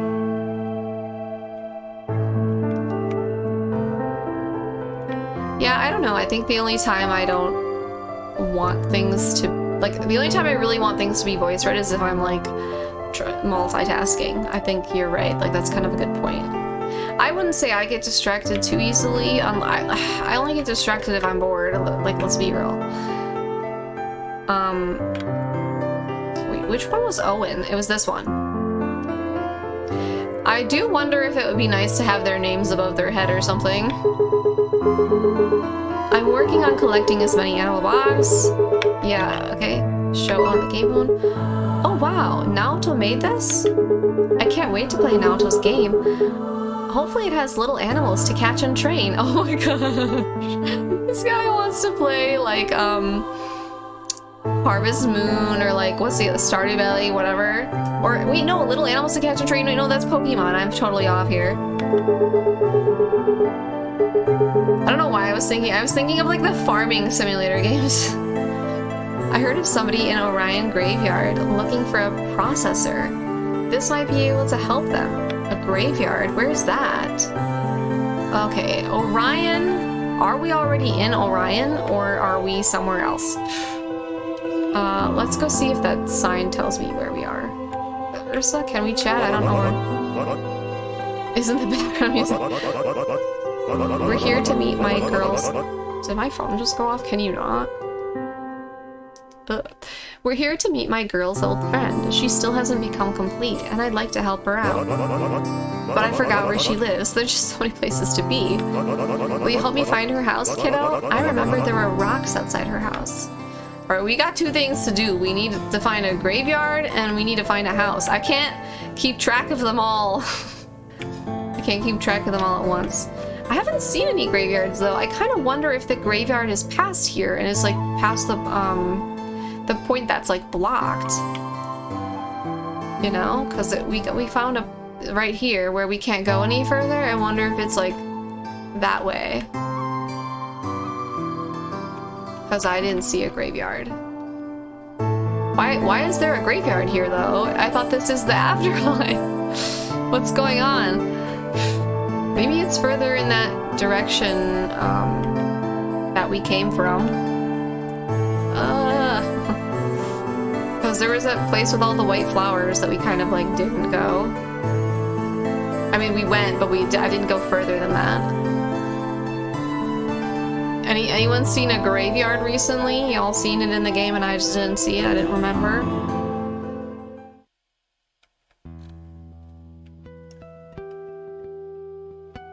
We have a change in music now.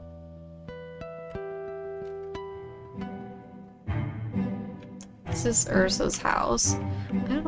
The stones. And then past it is all the white flowers. But I'm just wondering, like, can I go past the white flowers or does it stop there? Cute, she's so cute. Wow, I can go past them, but not very far. We've got rock here telling us. Okay. I'm not sure if there's a graveyard around here anywhere. I haven't seen one. I do think it's fun how the... Oh wait, I can go... Oh no, I can't. I got excited for a moment. I was like, I can go past it. No, I can't. I was gonna say, I think it's fun how the barriers are kind of natural. They're just like flowers and... Not flowers, bushes and stones. So you kind of know.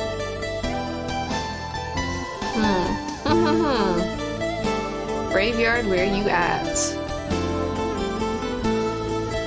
Did I see the squid thing? Yeah, I already talked with the squid girl. I brought her to the flowers. And now I need to find a graveyard, because there's somebody in a graveyard that would want one of the items I have. But I don't know if there's a graveyard around here anywhere. I didn't see any graveyard. And that's why I'm wondering if the graveyard is like further away. Like if we just haven't like unlocked that area yet or something. He's guarding the door.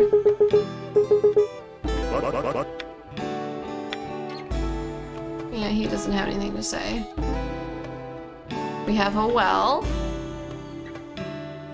And then this is like the original place I came from, so... I don't think there's a graveyard. I think if there is, I'm not that far. I mean, obviously there must be because they said there is, but I think I'm not in that area yet. So maybe we'll do what Ursa told us instead and complete that quest and maybe get to move on to the area where the graveyard is, because I'm not seeing anything that looks like a graveyard. Unless it's a metaphor for the graveyard of echoes because people forget stuff and have to put them in the echo books. Okay, so now we're looking for a house near a stone or something. There's a big stone. I don't think it's this house though, because it's closed. But Ursa said there's stone. These are stones. Maybe this is the house. that we need to go to. Okay. Oh, here, I was right. Debbie, remember when you would make fun movies with my girls? Why don't you try making one again? Oh, Mr. Ursa, I dearly miss those days spent with my friends. I still see them everywhere. I'm afraid I'm not good enough, and of disrespecting their memory. Do you really think I can do it without them? Aw, shucks, I miss them too. Waking up to them laughing in the garden, going on adventures, filming the most silly things. Oh, so he's in the afterlife and his kids aren't, and he misses them. I would be so happy to see a new movie from you. It would remind me of those days again, and maybe this Debbie was either like friends with his kids or something like that. Their souls are a part of you, just like they're a part of me. I'm sure their ambition can help you see it through. Oh, I don't have any of that. Their ambition? I didn't pick that sword. You're right. Even if they're gone, they're still here. I can choose to continue, knowing they're with me. I'll do it, Ursa, for all of us. What do they mean by gone? Like, can you die past the afterlife? Is that what being complete means? Like, you die for real? Like, are we in purgatory? Like, what's going on? That's the spirit. Let's grit those teeth into a big smile. Hey kiddo, before we go to the tower, let's help out Debbie. It's important. Helping souls become complete is why we're here. Ever since death was sealed away, this is the way of things. So they're not really dead? They're dead, but they're not? I promise we'll head over right after. Is that alright with you, kiddo? I will say the music is 10 out of 10. Yes, I agree with you. The music has been pretty bomb. It's very like, I said this in my tuning video, but it's like very like chill beats to listen to while you work, study, etc., etc., but I like it. Does he take us for fools? All this will do is delay saving Luke. What's so great about becoming complete anyway? Give Debbie the VHS camcorder or hide it. I'll give it to her. I'm chill. Oh wow, is this the camera we used to play with? I'm not as mean as Todd. Todd's out here super mean and I'm like, no, we're gonna help out. Besides, Ursa's probably not gonna help us until we help them. You remembered. It's pretty high tech, huh? No, not at all. I love the monocle version of Todd. I need Todd merch, not gonna lie. Like, I kind of hate him, but I kind of love him at the same time. Like, he's kind of a dick, but he's, like, also super cute, so, like, you're not, like, you know what I mean? Like, I can't be that mad. Haha, it sure is. I'm gonna make the best movie in memory of my friends. Then maybe I can become complete and see them again. Okay, so they are not dead yet. I mean, they're dead, but they're not, like, full dead. Like, it sounds like becoming complete is like the true like rest in peace. But when you become complete, if this is the afterlife, does that mean that you're just gone? Like, yeah, Kaju, this is purgatory. That's what I was saying before. I was like, is this purgatory? This is purgatory. This is like a happier version of purgatory. It's like a cute version of purgatory. Because I don't know, sometimes I wonder if the earth we're living on is purgatory. Who knows? Now all I need is some inspiration. Do you know something that would be worthy? Let's take a look around town. Maybe somebody is working on a cool project. Lead the way. Debbie is now following you. Ooh. She must not matter much. I can tell because System didn't put her in your party. Oh. Wow. Wow. Yikes, that was rude. Somebody who's working on a project? I don't know, let's talk to this little thingy. Is this a dog? Oh no, it's it's a groundhog? Is that what they're, no. It's the little dog, prairie dog? The little ones that, the art of it on top of the text box reminds me of those dogs that come out of the ground, the holes. And, you guys know what I'm talking about. I'm just gonna say you know what I'm talking about. Are you looking for some awesome wares, craftable only by the Afterlife's greatest smith? I'm not. I'm proud to say that I even had a hand in the village's beloved statue. It's no small feat to create a wielder's scythe, even if a replica. But that mouse stole it. She tends to hang out in grass between Ursa's house and the villages, usually on some kind of pedestal. I'm just grabbing some supplies before returning to Eridana's. Check out my shop if you're ever in the area. Okay, so we have another kind of quest thing to do, but let's try to focus on Debbie. Do you have a project? What's that? Inspiration? Have you heard of Edwin's diorama? That sounds pretty cute. Oh, who is Edwin? Do we know? I don't know who Edwin is. I sincerely have no clue. Like, I probably talked to them already, but I don't know.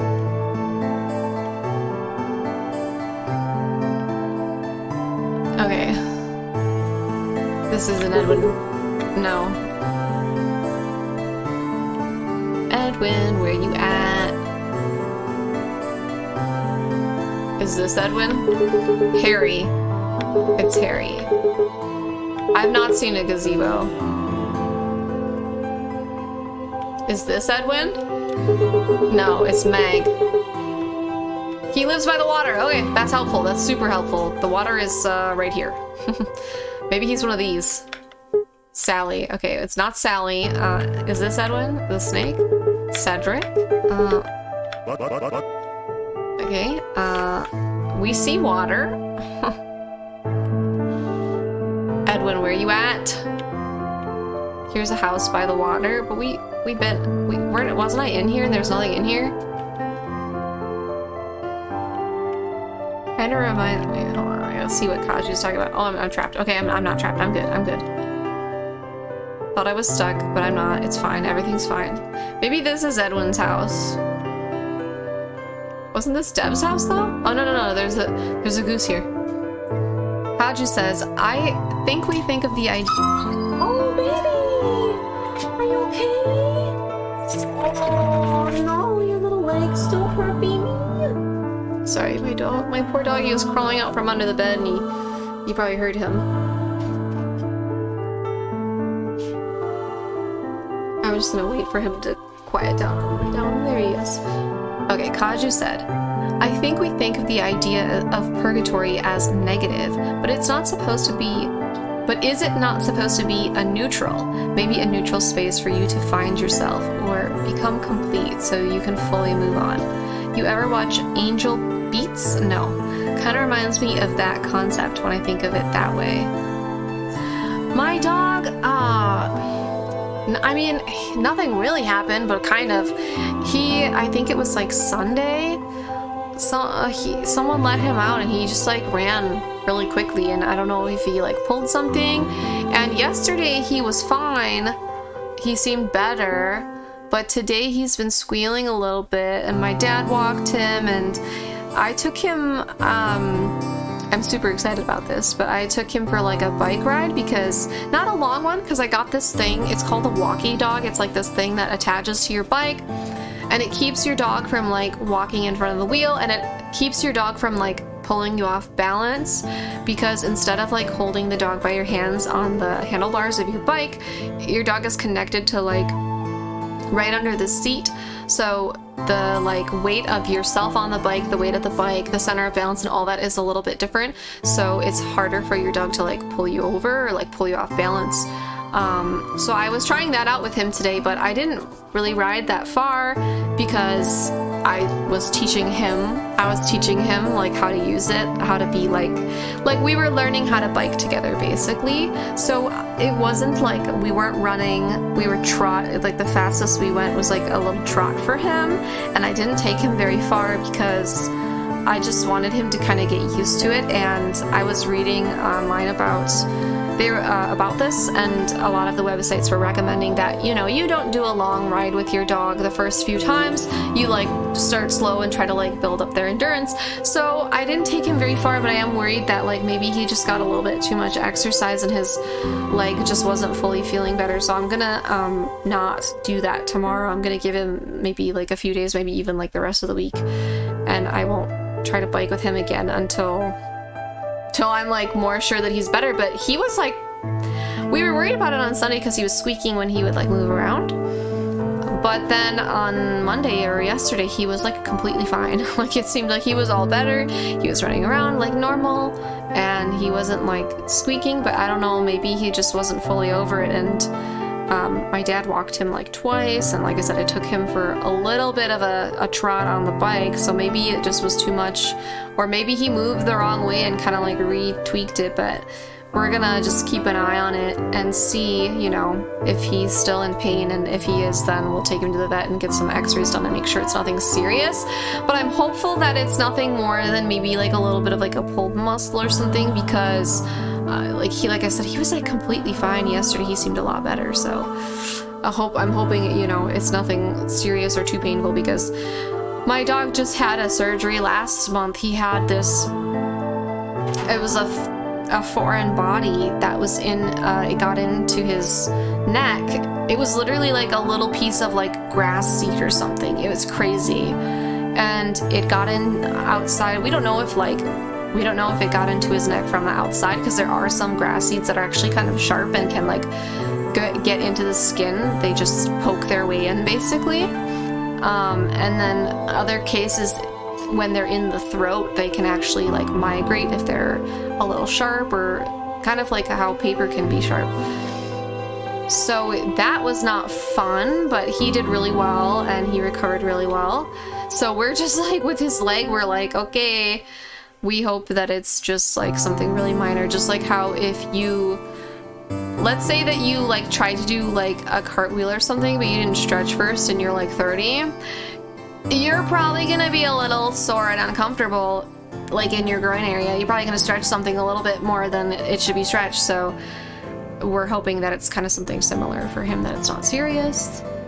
But, you know, like I said, if he doesn't get better in like the next couple days, then we'll take him to the vet and make sure that, you know, it's nothing, you know, nothing. Oh my god, if he needed to have surgery, I would die. If he needed like a ACL, because like dogs can tear their ACLs. We had that happen to one of my dogs when I was a kid growing up. We had a yellow lab who like, he was playing fetch, chasing after like a frisbee, and he tore his ACL, and it was like, oh, my neighbor's dog, that happened to theirs too. I don't know what they were doing, but it's like your dog just runs the wrong way and they're like, I'm broken, and you're like, no, please, because you just don't want them to be hurt. But then also like the idea of them having to go through surgery and the cost is just none of it is fun, and none of it is like what you want to happen. But let's see if this is Edwin. Yes, I found Edwin. What's up there?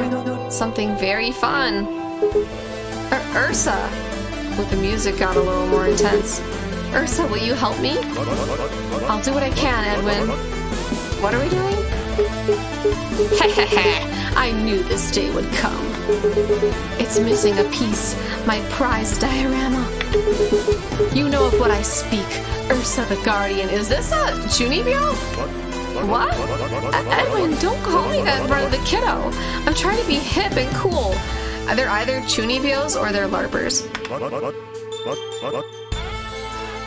But do you mean that thing?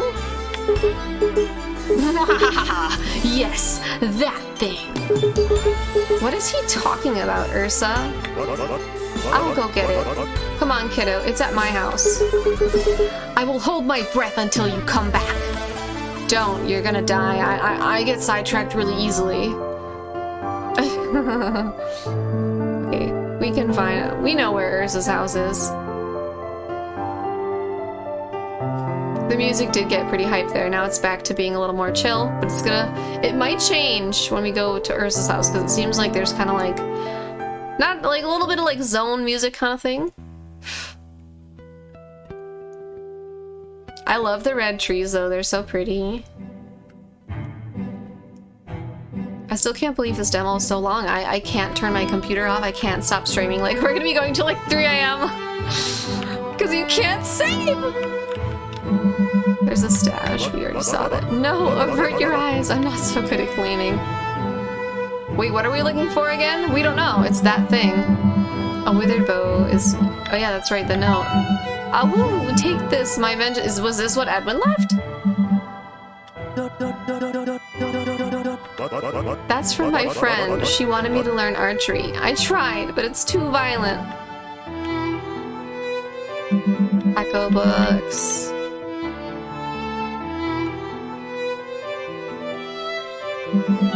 It's a model of the tower. Here it is. Oh, that's the thing. The thing. He's embarrassed of this? I already went in his house and looked at all his shit, so... This model is something to celebrate. Display it proudly, you buffoon of a bear. Kiddo, did you say something? Let's go bring this back to Edwin. Quickly, before I get too woozy. You got the tower model. It's much heavier than it looks. Oh dear, are you alright, Ursa? I'm truly disappointed.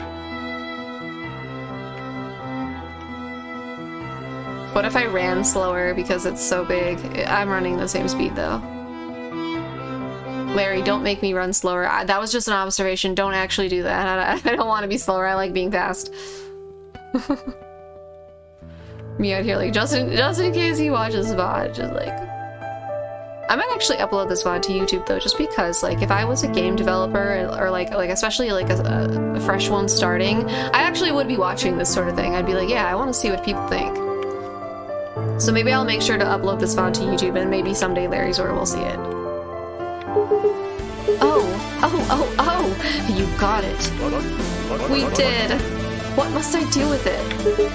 Upstairs with you. You'll know where it goes.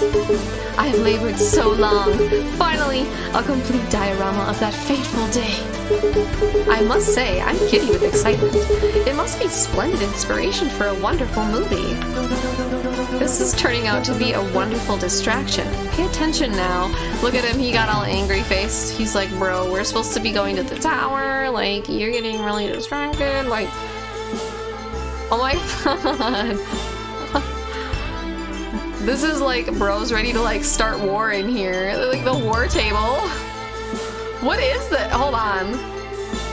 I can't literally tell like what's that on the table. I'm trying to get a good angle or a good view, but they just look like chess pieces, but like I said before, I can't zoom in.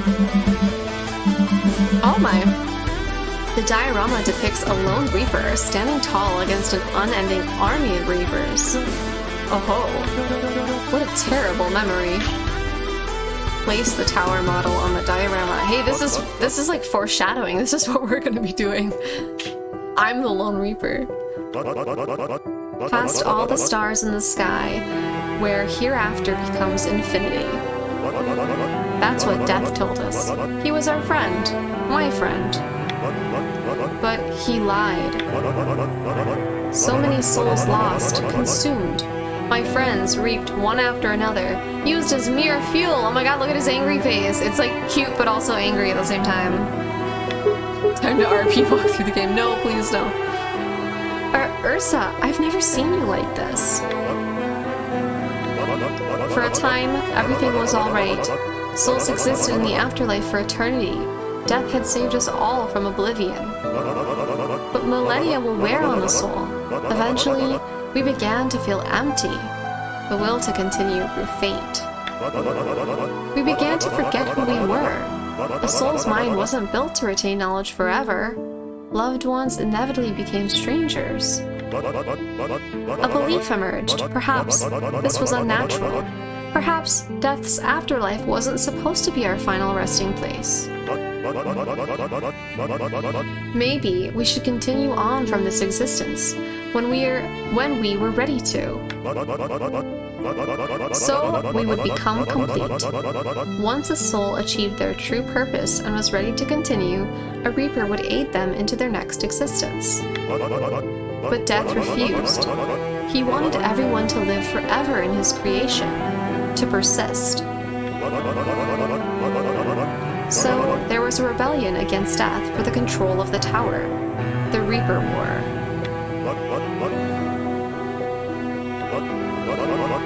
Enough about that. It's in the past. Death was sealed away. Now we exist here until we are ready to continue. What a beautiful recounting of such a tragic story. Kaju's like, called it. few key details were missing, though. Wow, Ursa, I didn't know much of that story. I found my inspiration. I want to make a movie about the Reaper War. All souls in the afterlife deserve to know the full story. Oh, shucks. It's so embarrassing to recount these memories. Come on, Ursa. Let's grit those teeth into a big smile. If it'll make you happy, let's do it. Can we film it in Orion Graveyard? Hey, that's where I need to go. I think that'll depict this tragic story best. Gee, are you sure you want to go there? It's pretty scary. But who am I to question the direction of an artist? Let's go. The way to Orion Graveyard is past Orion Village. There we go. See, I knew I had to unlock it. I was like, I betcha it's because it's not. I didn't see any gravestones around here, so I was like, it must be. I also see why we weren't allowed to go upstairs, because we had to learn about this piece of the puzzle. I couldn't be happier. Are you guys going to Orion Graveyard? I want to go too. Please, no. Todd, oh my god. That cart is probably moved now. Yeah, it probably is. It was over here, right? The cart with the fish. Yeah, it's gone! I think that's actually super cute because you can kind of figure out like I said, the game isn't hand-holding maybe as much as some other games, but like because those carts are there, you kind of, this is really pretty. This is the gazebo somebody was talking about. But because the cart's there, you kind of know like if you still have something to do progression-wise. So you're not like totally lost and you're not like left in like the super large space trying to figure it out. Like you kind of know like, okay, there's the cart, there's the next direction. And within the like spaces that I've been, like where, you know, I can like look around and figure out where to go. It's not like overwhelming. The gazebo is abound with beautiful flowers, each placed with great care. I used to come here with my wife. Eons of wonderful memories are etched into this wood. Do you have someone special you'd like to take here too? Yeah, his name is Luke. It's pretty though, very pretty. Me thinking like if this was 14, this would be like the best like like a G-pose spot. No, I accidentally keep pressing space. Ah! Alright, onward! Hey, look, another cart. And it's the fish again! I'm on my way to see the stars! Universe, here I come! Your secrets will be mine! Doesn't this fish look like a Pokemon, though? It doesn't hold your hand, but it also isn't difficult to figure it out as long as you're paying attention. It sort of makes you map out the area in your head and remember things. The other thing is like the areas aren't like overly complex or too large. I think like if they were too big and there was like no, like I was saying before how there's like the bushes that you can't go past. If there was no like stopping point, then it would be like hard if it was like too open world or something. But I think as of now... Oh. Here we are. Past this gate is Orion Graveyard. I think as of now, it's not too big, it's not too overwhelming. And yeah, it's you can like quickly run from area to area, so it's not like you have to, you know, travel super far to figure out where you need to go and find the next NPC. And like, it maybe would be a little nice if the NPCs' names were above their heads, but I mean, maybe that's just me being, not picky, but like, dumb. I'm like, because I don't know if that would make it too easy if the names are above their head, but it could be nice because like you're looking for so-and-so and you're like, you gotta try and remember the names of all the animals. And, I forgot most of their names like the moment after I read them, to be honest. I was like, who is this goose? Like, I just forgot all their names. It's simple so you can focus on the game itself instead of a UI, and because it's simple, it's also not overwhelming. Doesn't even have to be up all the time. The names could appear as you came closer. Yeah, that would work too. It's one of those things where like, I'm not sure if it would like improve the game or if it is something that, like, there's a reason they don't have the names above their head, because I still found Edwin, like, you know, and it's one of those things where, like, maybe that would make it too easy. I don't know. Kaju says it does make him care to remember the names, which is true.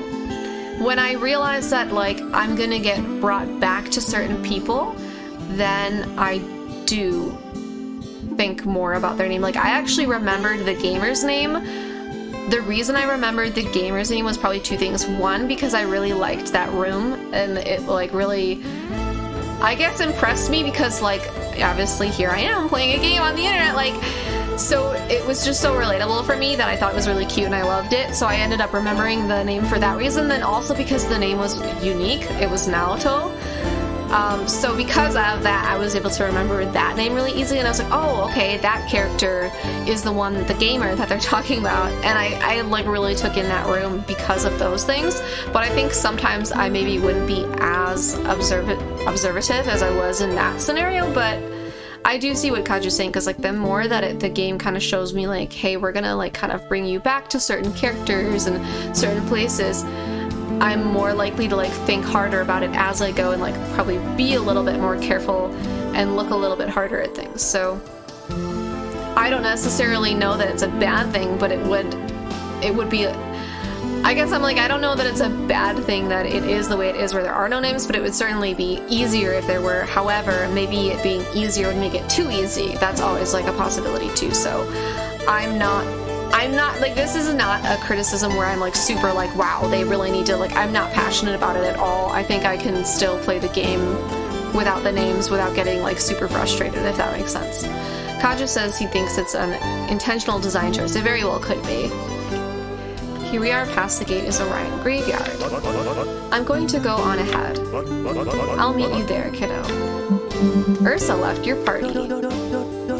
I've been waiting a long time for this. Todd is such a jerk.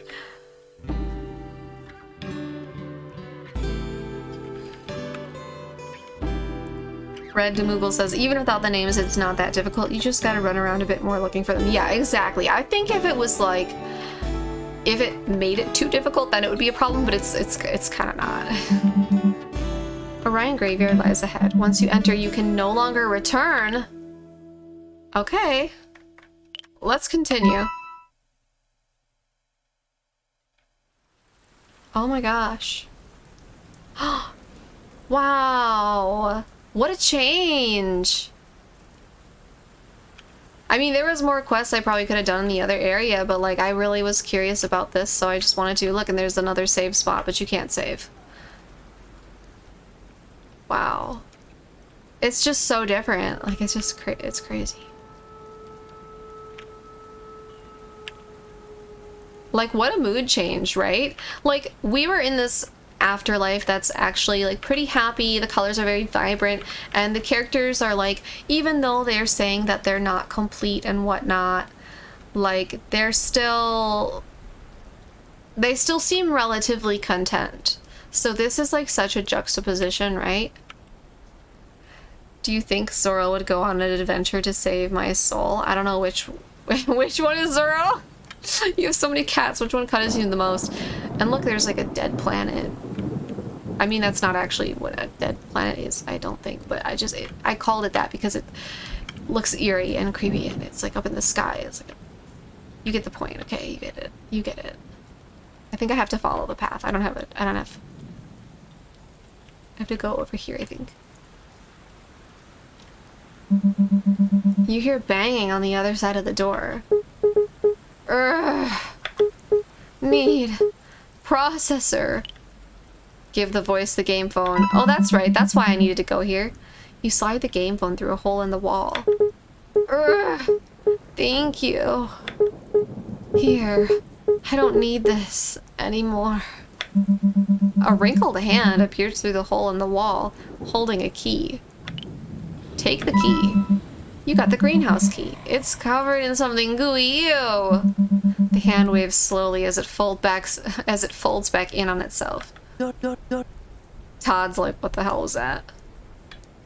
Todd's like, ew, no thanks. Okay, so we got a key. Love a good key. Key to a greenhouse, even though this place is not very green. It's kind of nice that the cat has the glow because it's like kind of dark. Maybe we have to go over here. We must, because there's not... Wait, what is... Oh, these are just gravestones. Can we look at them? No. Oh, you even walk right through them. A bench. This is, I believe, Debbie. I saw Ursa go down there. I just realized I don't have any tape for my camera. Yeah, I'll go get that. She does not want to be here. Haha, what a coward. Let's go, soulmate. The tower and the way to save Luke lies ahead. We will achieve our goal together, as I once promised. Endwalker brain? Kaju, it's too long since I answered your question. I don't know what's going on anymore. Oh, when I said dead world, yeah, that's true. That did happen in the Endwalkers. Ooh, look. A fountain. The fountain gurgles and murmurs as you approach it. A dark red liquid slowly trickles from the spout.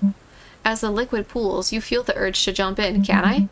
Your eyes begin to glow red. Everything but the fountain fades from view. Am I okay? Just as you begin to reach forward, the liquid vanishes. Bro. Am I okay? What the? There's the greenhouse up there. There's also a building over here. We don't really know where Ursa is, so he could be anywhere. Ooh, a little bit of ooh, we can read this one. The shack appears to both expand and contract simultaneously. You can no longer perceive where the shack exists. Your ears are bombarded with a deafening noise. Tick-tock, tick-tock. The noise grows faster. Tick-tock, tick-tock, tick-tock, tick-tock, tick-tock. I scared my dog.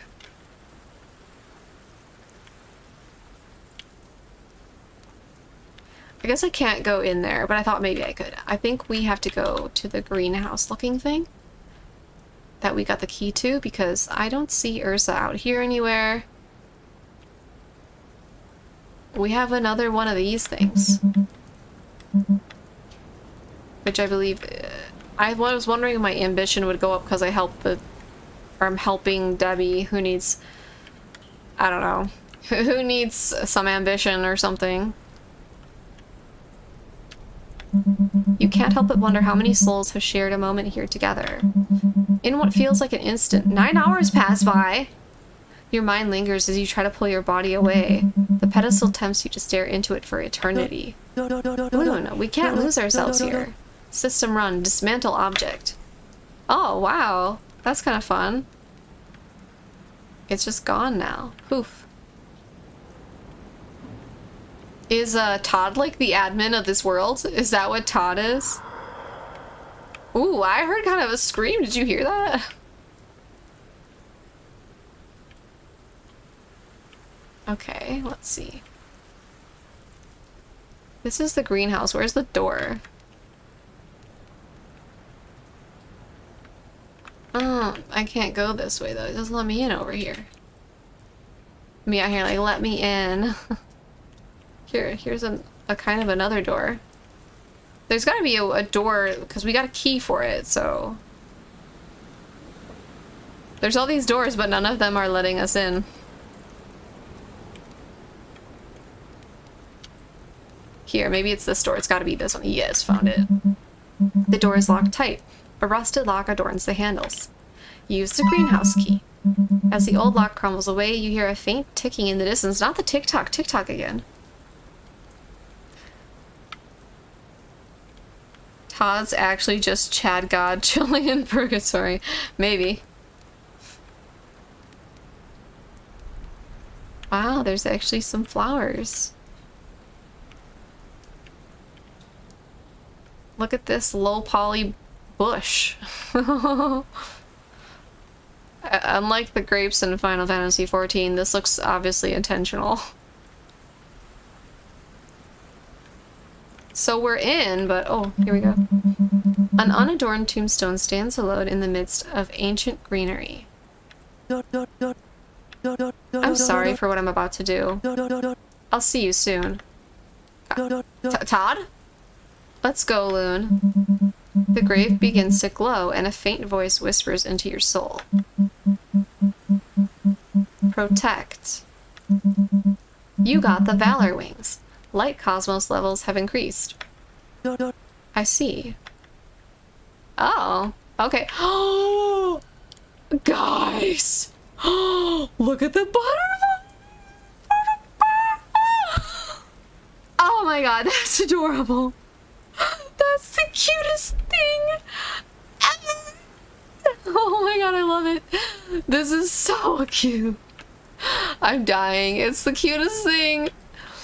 Oh, can I fly now? Like, what the heck? Okay, I think that's what was that was what was in here. That was what we had to do in here. Oh, a little yawn there. Wow, they're so cute. When they said wings, I didn't expect it to be like an item that would go on the body. I thought it was just like poof, and like they're just like I thought it was like imaginary or like metaphorical or something.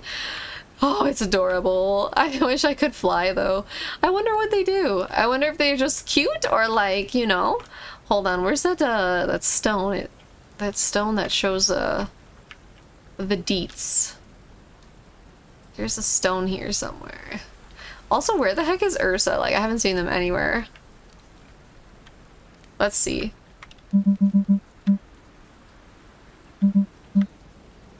Valor level 101. Was it always 101? I don't remember. Because it said they were wings of valor or something. Yawn, yawn, baby, and stop that. We can't have me. I know, like I said, this demo, I don't know when it ends, so I'm gonna play the whole damn game. Like, let's go. Hey, look, there's a well. Oh, maybe not. What is this? Why can't I go through it? I can go through some stuff and not others. That looked like it was going to be something that I would interact with. Another yawn, sorry. I think maybe Ursa's this way. We're going towards the red mood. We're going towards Dalamud over here. Oh look, a scythe. This primordial despair scythe appears to have stood here for millennia. Can I have it? Leave it. Ursa, where you at? You're there. I wanted it. I was like, you said no more yawning, and I'm like, no, but I need to yawn again. Okay, I can't help it. We found Ursa. Hey, kiddo. Beyond me lies the tower, and I can't let you reach it. Tell me, kiddo. Please tell me you won't go to the tower. Looking out over the ancient graveyard, some old advice comes back to you. You take a deep breath and choose to continue. I swore to never wield again. Wait, was Ursa a reaper? Forgive me, Todd. Oh, Ursa knows! System run. Wield despair. Oh my god. Are we gonna fight Ursa? Hold on a second. This frame is a symbol of my ambition, unending. Will I guard souls. What? Nani? Till all complete. This is it, Loon. This is how we save Luke. 1 or 1. Assume control of my power, and even a Reaper stands no chance. By the will of the universe itself, unleash my vengeance upon him. The stars shine for you. Assumed control of Cosmos. How do I use them? Is it just 1 and 2? Oh, it's like turn-based. Let's use Despair. You cast Despair 1. Oh, Despair 2. You cast Despair 2. Brace yourself, kiddo. Oh god, it's his turn. Oh! I only hit solo. I wasn't prepared. I knew it. What did you know? Todd, your fight is with me. Leave the kiddo out of this. He's trying to play the good guy after hitting us so hard. Where's my HP? How hilarious. System run, absorb Cosmos. I just restored our Cosmos, but I won't be able to do it again. Don't let either of them hit 0. We're gonna need need to end this quickly. Build up our cosmos enough to unleash your ambition. That's the only way to damage these guys. Damn it, I shouldn't have said to let go of the ambition, but I sure did. We're gonna use Despair 3. It sounds more powerful. You cast Despair 3. Despair is like up there. I got a lot of it. Why does he look like unhurt? You cast Despair 1. Kiddo, he's using you. You need to eject him. Please, I don't want to hurt you too. A. S. W. Ursa casts Arcade Blade. We're gonna try Valor now. You cast Valor 1. Ambition! You cast Ambition! Did I get him? Oh, I got him! Kiddo? I'm sorry, I need to save Luke. What are you doing? Why are you helping him? A. S. W. Yes! But where's my HP? Valor 2, we don't have a lot of Valor. We need to use Despair. You cast Despair. But we need to use Valor to hit him again. But we don't have a lot. You don't know what he is. What he's done. See, this is why I didn't want to meld with him. I told you I didn't trust him. Todd, just speak to me. I won't suffer more from this traitor. Loon, let us be rid of him. If you guard against his attack perfectly and quickly, you'll absorb his cosmos. It's a nifty trick I added. Okay. D. A. D. Up. S. Let me get some of that. I need to use Valor. Oh my, okay, it went up. Can't you forgive me, Todd? D. A. D. Up. S. I like forgot where WASD was. I'm like, I don't know. Yes, ambition, baby! It's so cute, the animation for the cat casting ambition. I love it. Let's do a Valor 1. For my family. For my friends. I swear, I'll save both of you. Oh.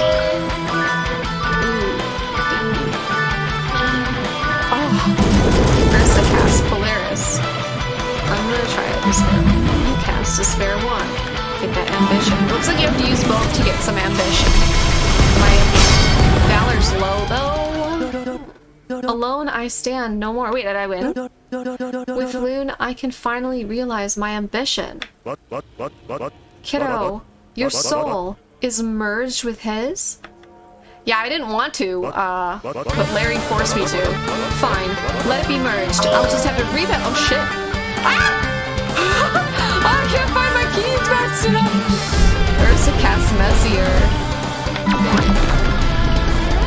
I need to do this right. What does he have on you? What brings you such sadness to resort to this? Let me bear your burdens. I'll shoulder them unto my own. S. A. D. A.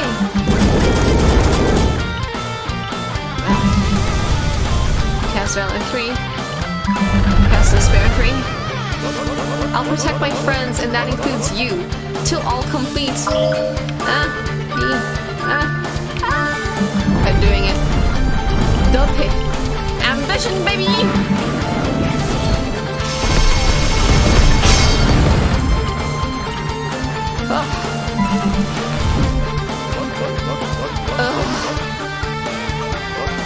It's okay, kiddo. Do what you must. I'll grit my teeth into a big smile. I can't believe I have to fight our friends.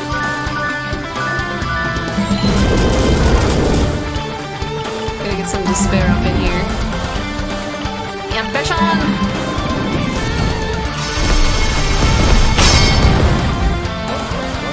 Kiddo, I'll be alright. I hope so, I kinda feel bad. It's time, Loon. We need his soul to operate the tower. In order to save Luke and return you to him, reap Despair's soul. I feel kinda bad. Oh, do I defy, guys? What do you guys think? Should I defy him? I kinda wanna defy him. I don't trust Todd. We haven't, like... He's hiding things from me. Yeah, Ursa just trying to save his cute little... Okay, let's defy him. You grit your teeth into a big smile and begin to walk toward... Oh, we had a little mess up there. You think you're in control here? System run, force control. Oh, Todd, you traitor. I told you we shouldn't let him have our soul. Activate Carta. Do dude, Todd! Past all the stars in the sky, where hereafter becomes infinity. Ursa, ooh, the art is so good. Yeah, I remember, Todd, what you told us. Then you'll remember betraying me. Ursa's kinda hot. What the hell? I saved you. I saved all of you by myself. People ask, why? Why do we exist? Why do we suffer? Why do we dream? These questions will now go unanswered because of you. Don't you get it, Todd? We don't need to know. The universe isn't made for us to understand it. We live, we feel joy and pain, we love and we lose, and we die. I choose to believe there is more to this silly old universe. I choose to continue. Enough.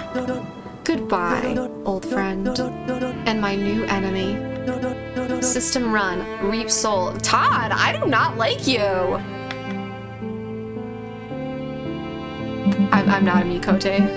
System command reconciliation processing. Administrator override. Command accepted. Reap soul process initialized. Ursa. Hey, kiddo. Watch over him for me, will you? I must believe he can yet be saved. Shit, we have to save Todd too now? Would you look at that? I can't feel my legs. Ha! Ha! That's because they're gone! Don't worry, kiddo. I'll grit my teeth into a big smile. Honey, girls, wait for me. Till all complete. Reap soul complete. Dude, I love this game. I love it. 10 out of 10. Oh, is this the end of the demo? We did it!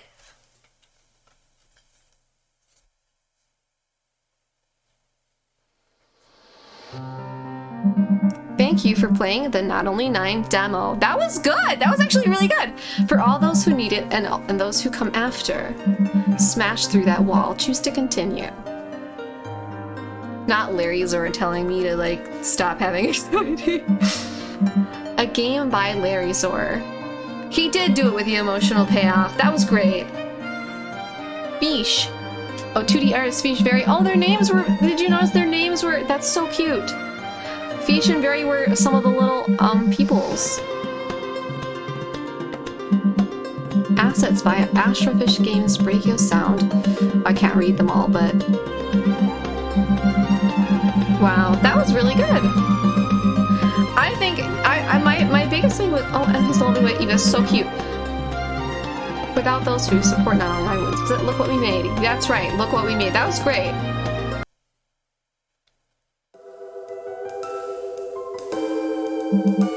Hello there. Oh my god, look how cute it is.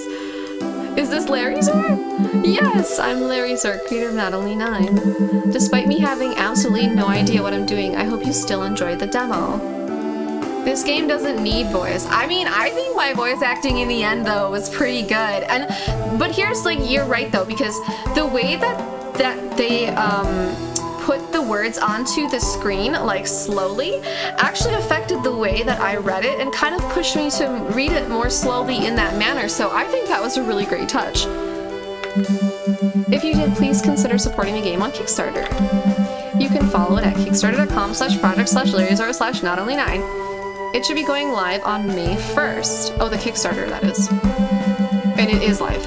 And it's already made like $40,000, but you can still donate if you want to.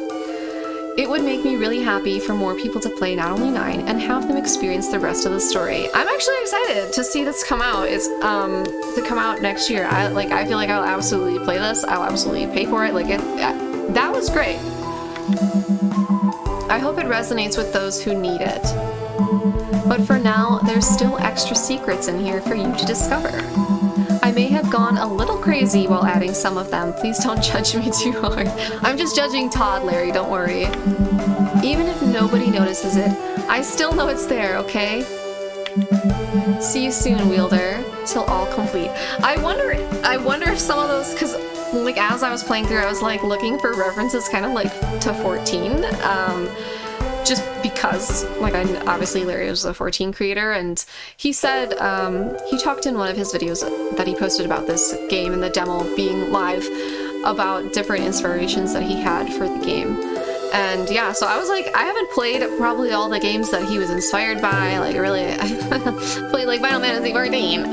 Okay, like I haven't played that many games, but in the beginning I was like, Tsukiyami Star, Titan, Shiva, which I don't know if that's like actually true that any of those were inspired, like the swords, the designs of them, but that's what they made me think of since I am largely a 14 player.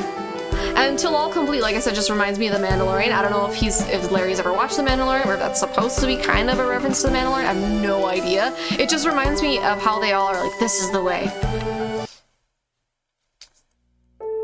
Alright, we're back to the title screen. Oh, there's only quit. We can only quit and not continue.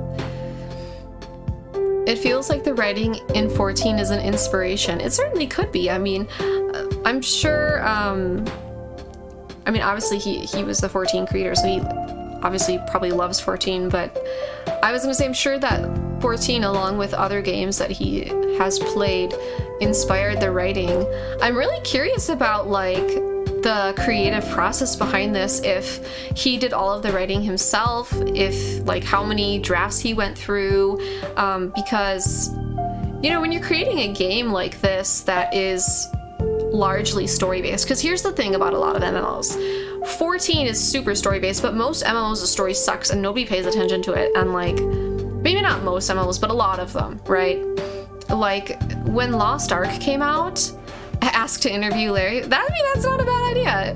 Do you guys want me to interview Larryzaur, if he'll let me, if he'll even talk to me, if he'll, like, he's kind of big and I've got a smile, so you know. But that would definitely be cool to do, because like, I'm a writer, okay, but I don't write a lot of fiction.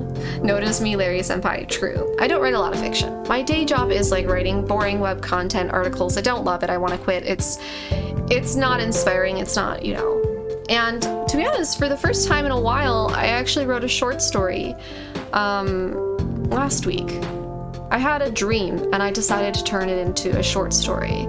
And I was thinking about putting it on my ASMR channel, which I still might do, but now that it's been like a week since I wrote it, I keep thinking how I can make it better. You know, I keep thinking about it, and I keep thinking like, oh, this has too much telling in it and not enough showing, and like, how can I show? And honestly, I'm struggling a little bit, because I feel like the older I get, the more my imagination dies. And I really envy people like Larry who can write a story for an entire game, you know? And again, I don't know if I'm assuming he wrote it like it was his idea, and I don't know if I didn't see a writer in the credits, I don't think. So, you know, I'm like, maybe he wrote it all himself, maybe he hired someone to help him write it. I have no clue what his skills are, because there are some people that even if they're not writers, like that's not their job, that's not whatever, some of people are still really talented at it. Like, there's a woman who is actually like a dog trainer and a behavioralist, an animal behavioralist, who her name is Patricia McConnell. And I read one of her books when my dog was like maybe like a year old, or maybe even younger, I don't know. I was trying to learn more, you know, about dogs, because we were struggling a little bit with him. And I wanted to approach training him in a gentle way. And I just went to the library and I looked for books, and I happened across hers. And I was amazed by how well she wrote, because she didn't go to school for writing. She didn't, you know, any of that, but she was such a compelling writer. So it's something that, like, you know, obviously it's a skill that anyone can learn. I truly believe most skills in life are things that people can learn. You can learn how to be an artist if you want to learn how to draw and create amazing art and paintings. You can actually learn that. You can start from zero, having absolutely no talent at all for that thing, and you can become good at it through practice. I truly believe that. But yeah, for me, I'm like, the hardest thing is just like finding that inspiration and that imagination, because I used to be so imaginative when I was a kid, and even in high school, even as like a young adult in high school. I literally have like binders with old stories that I wrote, and maybe they're kind of crappy and I never finished them or whatever, but the thing was, like, the imagination was there, and I was so full of it, and I felt like I was like living in it all the time. Like, but now that I'm like almost 30, I just, for the longest time, it's just been like, it feels like it's been gone. Like, when I was a kid, I used to like lay down at night when I would go to sleep, and I wouldn't scroll my phone. Obviously I didn't have one, right? I was like too young, and we didn't have, we had cell phones back then, but it wasn't like it is now. They were like brick cell phones, you know. And when I would, even as a high schooler, my phone was like a slide out keyboard phone, right? Like, we didn't, like, when I was in high school was when smartphones were first starting to come out, especially near the end. And people just weren't attached to their phones in the same way. So like, when I would go to sleep at night, I would close my eyes and I would be creating stories in my head. That's what I would always do. But now as an adult, I just feel like my mind is like blank. Like, I can't do that anymore, or I struggle with it a lot. So now I've just been like reading other people's stories before I go to bed. And I mean, like, I guess I'm not saying there's anything wrong with that, because there's a lot of people that's what they do before bed, and they enjoy that, and they've never maybe been the imaginative type, and that doesn't have to be a bad thing. Like, that's okay. But for me, knowing that like I used to be, it feels like something I've lost, you know? Like, it doesn't feel like a natural progression of life or something. It feels bad. Like I said, it feels like it's something that like life has like crushed out of me, or reality or something has like crushed out of me, and I don't like that, and I don't like that it's hard for me now to write. So I really envy stuff like this and how it can be like so well written, because this game really was, like, this demo, I felt like it really was well written, because especially near the end, like, you go along with Ursa, and you didn't even spend that much time with him, but you're like, oh, he's kind of cute, they're goofy, they're funny, all this stuff, right? And then suddenly you're like, oh man, like, you have to fight them, and like, you don't want to. And not only that, but you can tell that Larry is going for like emotional depth in this story, with the like, choose to continue, choose to push forward, choose to break through that wall. And I think that is ultimately a good message. I find myself pushing back at messages like that sometimes, and maybe it's just like, it's easy to like victimize yourself, right? Because like, I have had, especially like after graduating college, I've had a lot of struggles with mental health, with depression, and especially with anxiety, and the anxiety led to depression. And even now, being older, there's so many things that I struggle with that are hard for me, because maybe people around me aren't as supportive as I wish they were, or things like that. I feel like sometimes I can't be my true self, and there's all these like roadblocks or fetters or shackles or things that feel like they're keeping me from being that true self. So sometimes I push back at messages like this one, because it's not that easy, you know, like, it's not always so easy to just push through that wall, whether that wall be depression or anxiety or whatever it may be. But I kind of hope that the story kind of thinks about that, how hard it is, and includes that as part of the story. Like, you're going to push through the wall in this story, and you're going to continue, but like, there's going to be roadblocks along the way. Because I think even for people, because I'm assuming that the reason Larry is putting this message into the story is probably because he's had struggles too. I would assume that that's where he's drawing from, is probably personal experience. Where was I going with this? So yeah, I think it would be nice to have those elements of acknowledging that it isn't easy, that it's not something that's going to happen overnight, and we're not going to reach the tower overnight. I'm sure we're going to have to go through lots of trials and tribulations. Oh, hi, Karen. Karen wants me to stretch. Okay, let me do a little stretch. Little back crack in there. I legit thought I was 22, but realized I'm actually 25. The pandemic has ruined my sense of time so much. It's strange. It feels like 2020 never ended, but we're 3 years later. I think we should always encourage enough to push through, though. I agree. I think the reason that I kind of like sometimes push back at those messages is because sometimes it feels like people don't understand, you know, like that people are like, just break the wall. And you're like, well, the wall is like 6 feet deep of concrete. I can't exactly just break through it. Like, you know what I mean? Like, but like I said, at the same time,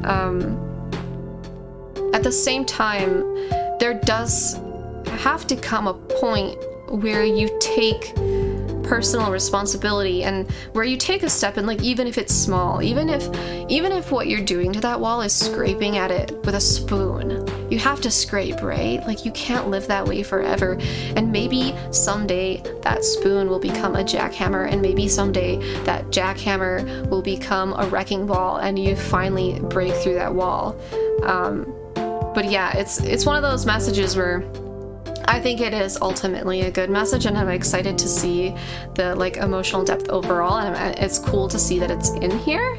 But I'm also like, I hope it is presented in a way that also acknowledges struggle and doesn't treat it like it's just like easy, like, oh, just break through the wall, just keep pushing. Because to me, the rhetoric of just do it, it's never worked for me. Like, it's never been something that, it always just felt more like people like pressuring me or something when they're like, just do it.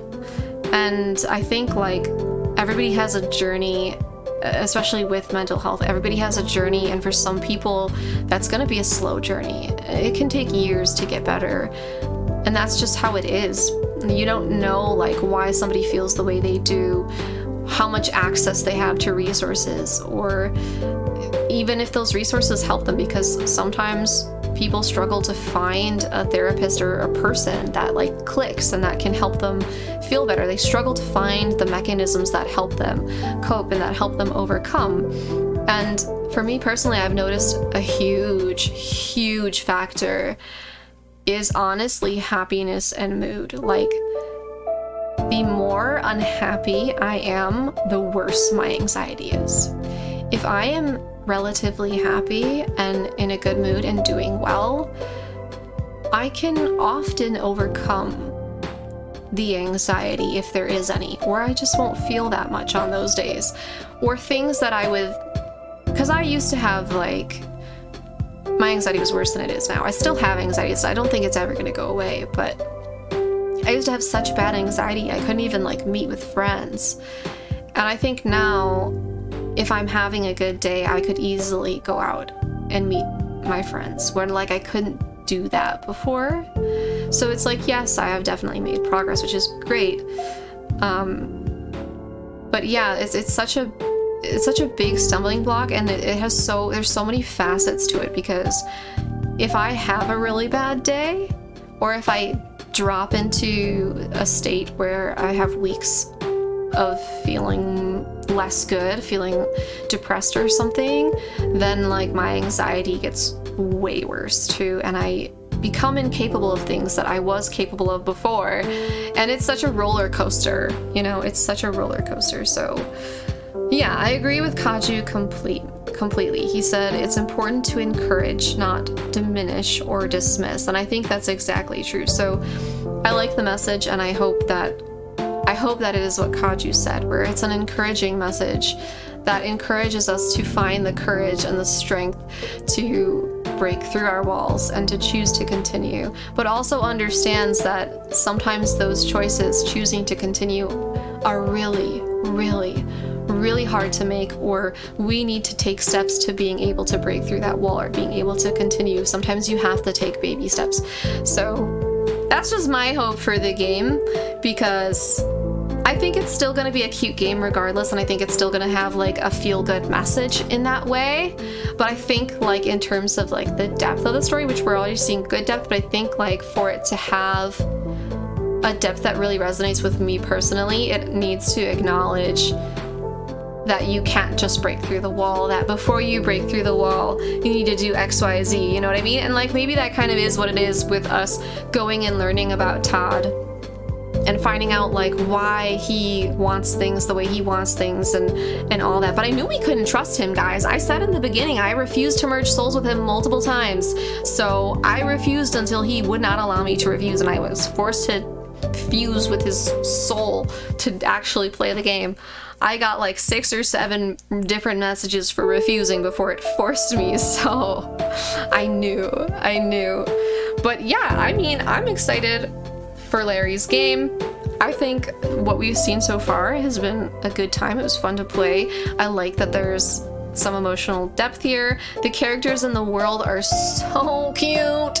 Oh my god, I love how vibrant the world was, and how like you have the different little kind of like zone musics and little music like matching the zone, and even how the color palette matched that area we were in. Because before we moved to the graveyard, we were in this area where like people were living relatively like happily, although some of them were trying to find like their purpose or whatever. But it seemed like a bright and happy place, and like the color palette and the vibrancy and stuff reflected that. Where we get to the graveyard, and we don't know a lot about that zone because that was kind of a short part of the demo, but it's such a different feeling. The music goes quiet. A lot of it's very quiet, and then you might eerily hear kind of like almost like a scream, or like very like intermittent kind of like music notes. I thought that was very well done, and just the colors being so drab, having it rain, and then having this be where you have to do something you don't want to do, in my case, I ended up being forced to do it. I was forced to reap his soul because I tried to deny Todd, but he would not let me. So I think like those little details too are so nice to see in a game, and just kind of make it all the better, right? Again, it's kind of like brings this richness where you have such a beautiful bright zone, and then you come to one that's like exactly the different, like just complete opposite. Todd is like that creepy dude that can't take no for an answer. Oh my god, he totally is. Todd is a jerk. He's so cute, but he's like kind of a jerk. I like the concept that we aren't supposed to exist that long, and that after a while we lose ourselves. I agree, yeah. It's interesting because we're in the afterlife, but it's probably not an afterlife that most of us, depending on what your beliefs are, would imagine the afterlife to be like. I really like the setting in general, actually, because it's kind of such a cool thing to explore, isn't it? To think about like what the afterlife could be like.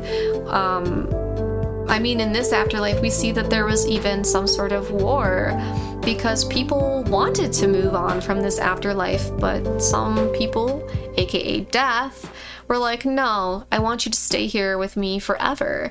So maybe can death not be reaped because death was like the first dead human? I don't know. I think there's a lot of like interesting things to think about with this setting and the story elements that we've been given. So I think it's a really fun setting because it's not just like,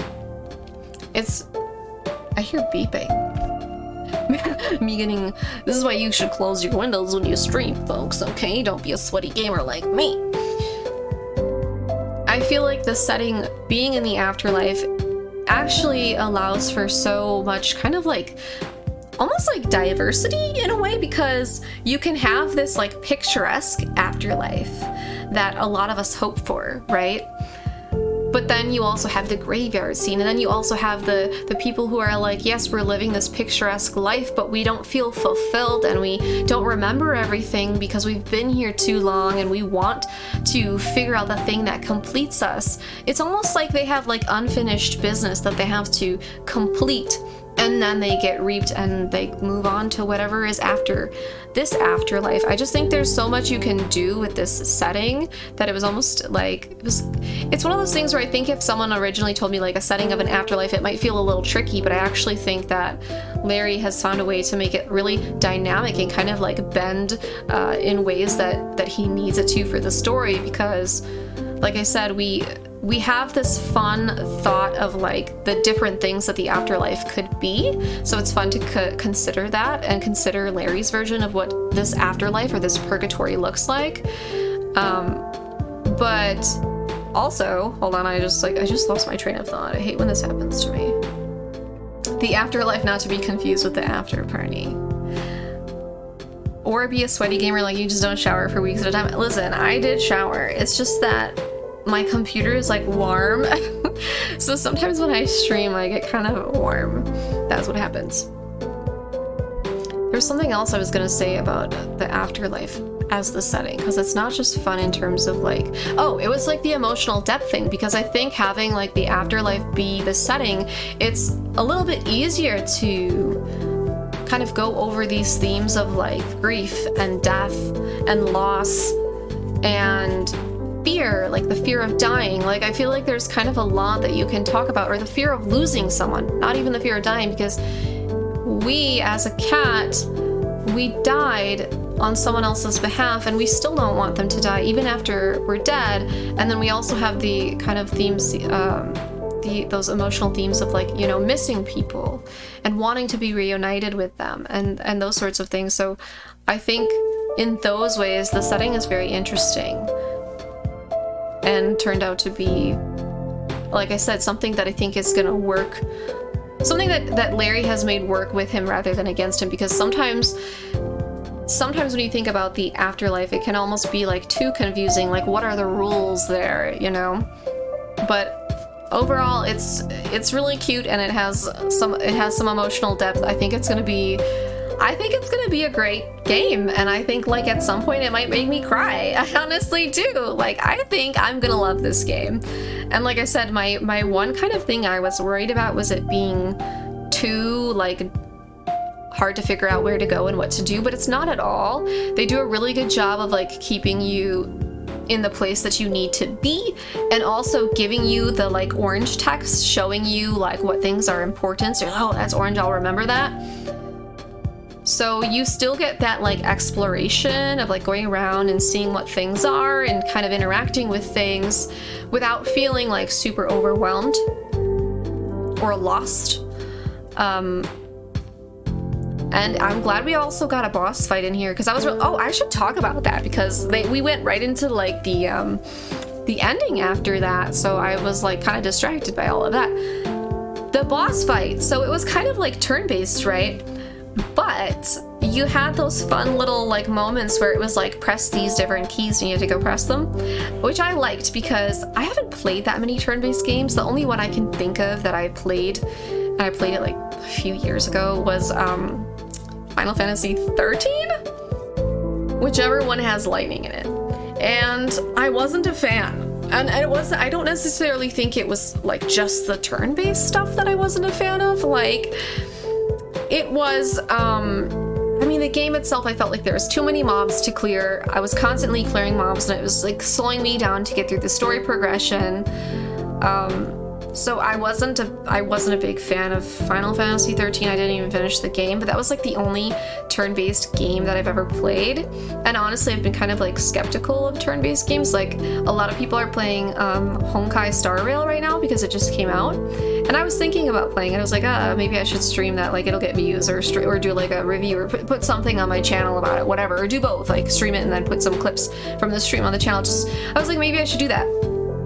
But I was like, but it's like a turn-based game. I'm not that interested. Like, I don't know if I even like want to do that. So I haven't. Maybe I still will, because I've heard some good things about the game and some of my friends are playing it. So like maybe I will. But I liked the turn-based in this game, because I liked that they added that like extra layer of you, and I don't know if I haven't played enough turn-based games to know if this is a thing, but like adding the layer of like press W, press like the left arrow, the right arrow, press D, press A, like that was fun. I liked that addition. I felt like it gave, because like the thing about turn-based is like I'm so used to action combat. Like I've pretty much only played MMOs, and then I played like Genshin Impact and stuff, and like Hogwarts Legacy, and like all of those I would definitely say they're more action combat. Like you're in it, you're dodging, you're running out of the red stuff on the floor, like those types of things, right? Like, so to me, like comparatively, turn-based almost sounds kind of boring, like, oh, wait your turn. But this, I liked that they added that extra layer of like actually making you do something during like the turns, especially the other person's turn, and like the better you do, you can actually kind of like shield yourself, I guess, from some of the damage. And Todd was like, and we'll steal some of his energy for your energy attacks. So that was cool. I will say I'm like slightly confused about exactly how the combat works, because that was obviously the only combat that we got. I think this is going to be a very like story-rich game with like a sprinkling of combat, especially since there aren't mobs throughout the world. But the reason I was a little bit confused was just because they were like, okay, you can't let these deplete. So I thought if I used one, it would go down, but when I used like the Valor, it went up, and when I used the Despair, it went up. So I was like, oh, okay. Like I thought they would go down, but they went up. So, and it seemed like the way that it worked was you have to use them to gain them, almost. It was red mage, it was white mana, black mana. You're right, Kaju. Yeah, you have to like use them to make them go up, and then you have to use them interchangeably to unlock the ambition, which then actually damages the opponent. But you know, it's one of those things where we only got like one combat experience, which I'm glad they put in the demo. I think they absolutely had to put combat in the demo, because it's like, how are you gonna know if you want to play like that game if you don't get to experience any of the combat? But I was surprised by how long the demo was too. But I actually, like I said, I enjoyed it, and I'm excited. I'm excited to see it come out. I'm like, damn, now we have to wait all the way. Like, I would play this tomorrow, man. Like, I have to wait all the way until Q4 of 2024? Gosh, Larry. I need you to speed it up here. Like, take your $40,000 and, I don't know, hire someone to help you. Like, I need this game on my desk, like, tomorrow. Let's go. The appeal for turn-based gameplay is definitely to plan out your moves ahead of time. It appears more to strategy type-based gameplay. I definitely recommend trying out the older JRPGs that are turn-based if you don't mind the graphics. They still stand up to this day and tell incredible stories. That makes sense. That does make sense. And I wonder if that like strategy is going to come into play a little bit more in the game, because it would make sense a lot, which a lot of games do this, is they introduce you and they just slowly make it a little bit harder over time. So I'd be interested to see if that will also kind of happen in this game, where it gets a little bit harder and you have to strategize a little bit more. But I still, like I said, I still liked that they added the WASD arrow key things to give you something more to do than just like wait around for your turn. Time to slap Larry's face with our money so he works faster. I mean, his Kickstarter, he had, the goal was $20,000 and it's already at like 40 or 45, but I'm out here like, you know what? Like, I don't care. Like, he reached his goal. You're right, Karen. Donate to him. Like, if you think this game is interesting, like, go ahead. I would say, like, obviously some of you were here watching me play it, but like, give it a try. Like, give the demo a try, and then if you like it, like, throw some money at him, because I'm sure he can find a way to use that money to help make the game better, even if he's past his like initial goal of what he needed.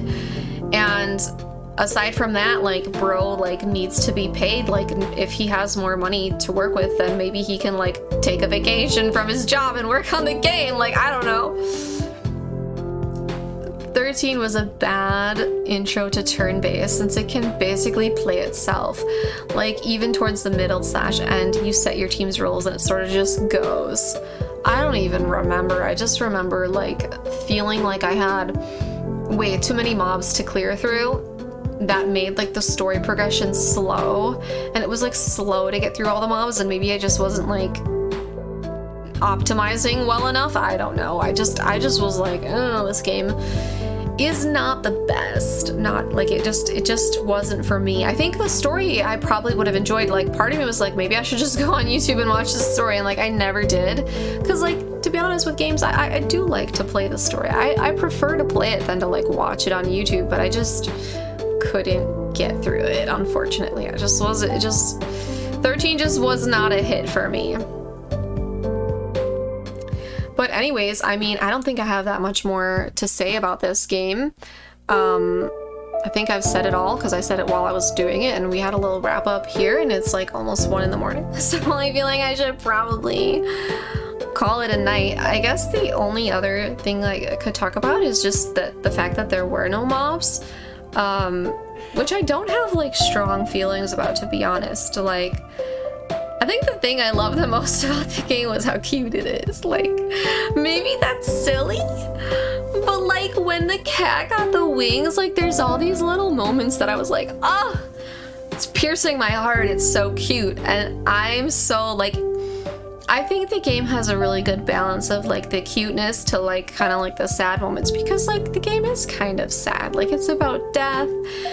We, in the beginning, like Luke's father dies, and then you as the cat die, and you're trying to save him because he's like in the hospital. So like, I don't know if he got in an accident, he has cancer, he has whatever, like, you know. So, and then you hear like the stories of the people in the town who are like, you know, they miss the people that they're no longer with, the people that they left behind, or people that left them behind because those people became complete and moved on. So like there is a lot of actually kind of like sad things, but at the same time the game doesn't feel like heavy or sorrowful, because you have, like I said, all the bright colors in the village. And even though the people in the village like do miss certain people or don't feel complete or fulfilled, they're like working toward it, and they're like, they generally don't seem super unhappy. So you have that, but then you also have all the cute shit, like all the cute stuff that like makes up for it. You're like, it's not that sad because it's super cute and colorful and vibrant. Like, it just helps. So I loved how cute it was. And as for the mobs, I really didn't feel like I missed them, at least not in this instance. I do think there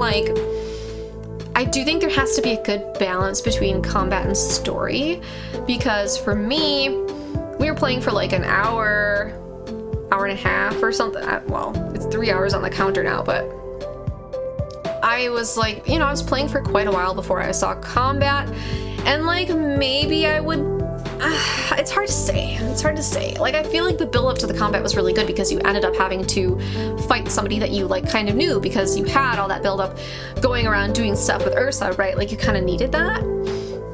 But at the same time, I'm kind of like, maybe there were points that I started to feel like the game was maybe like a little bit getting like a little bit slow. Like, okay, we're doing all these quests now. It did look like, however, because I went into the graveyard. Remember, it said I couldn't go back, and there was like a few other quests that like I could have done, it seemed, because there was that one, was it the merchant guy that was like, there's a rat that's like between here and there, and like I didn't go find that thing. So it seems like to some extent you also have like a choice about like how many side quests you want to do before you move on. But obviously, because the game doesn't hold your hand, you don't really know like what's going to bring you necessarily to the main story quest. It seems like whatever character is in your party with you, though, that would be like the main story. So like, we were with Ursa, and so as long as we did the things that Ursa wanted to do, we would be following the main story.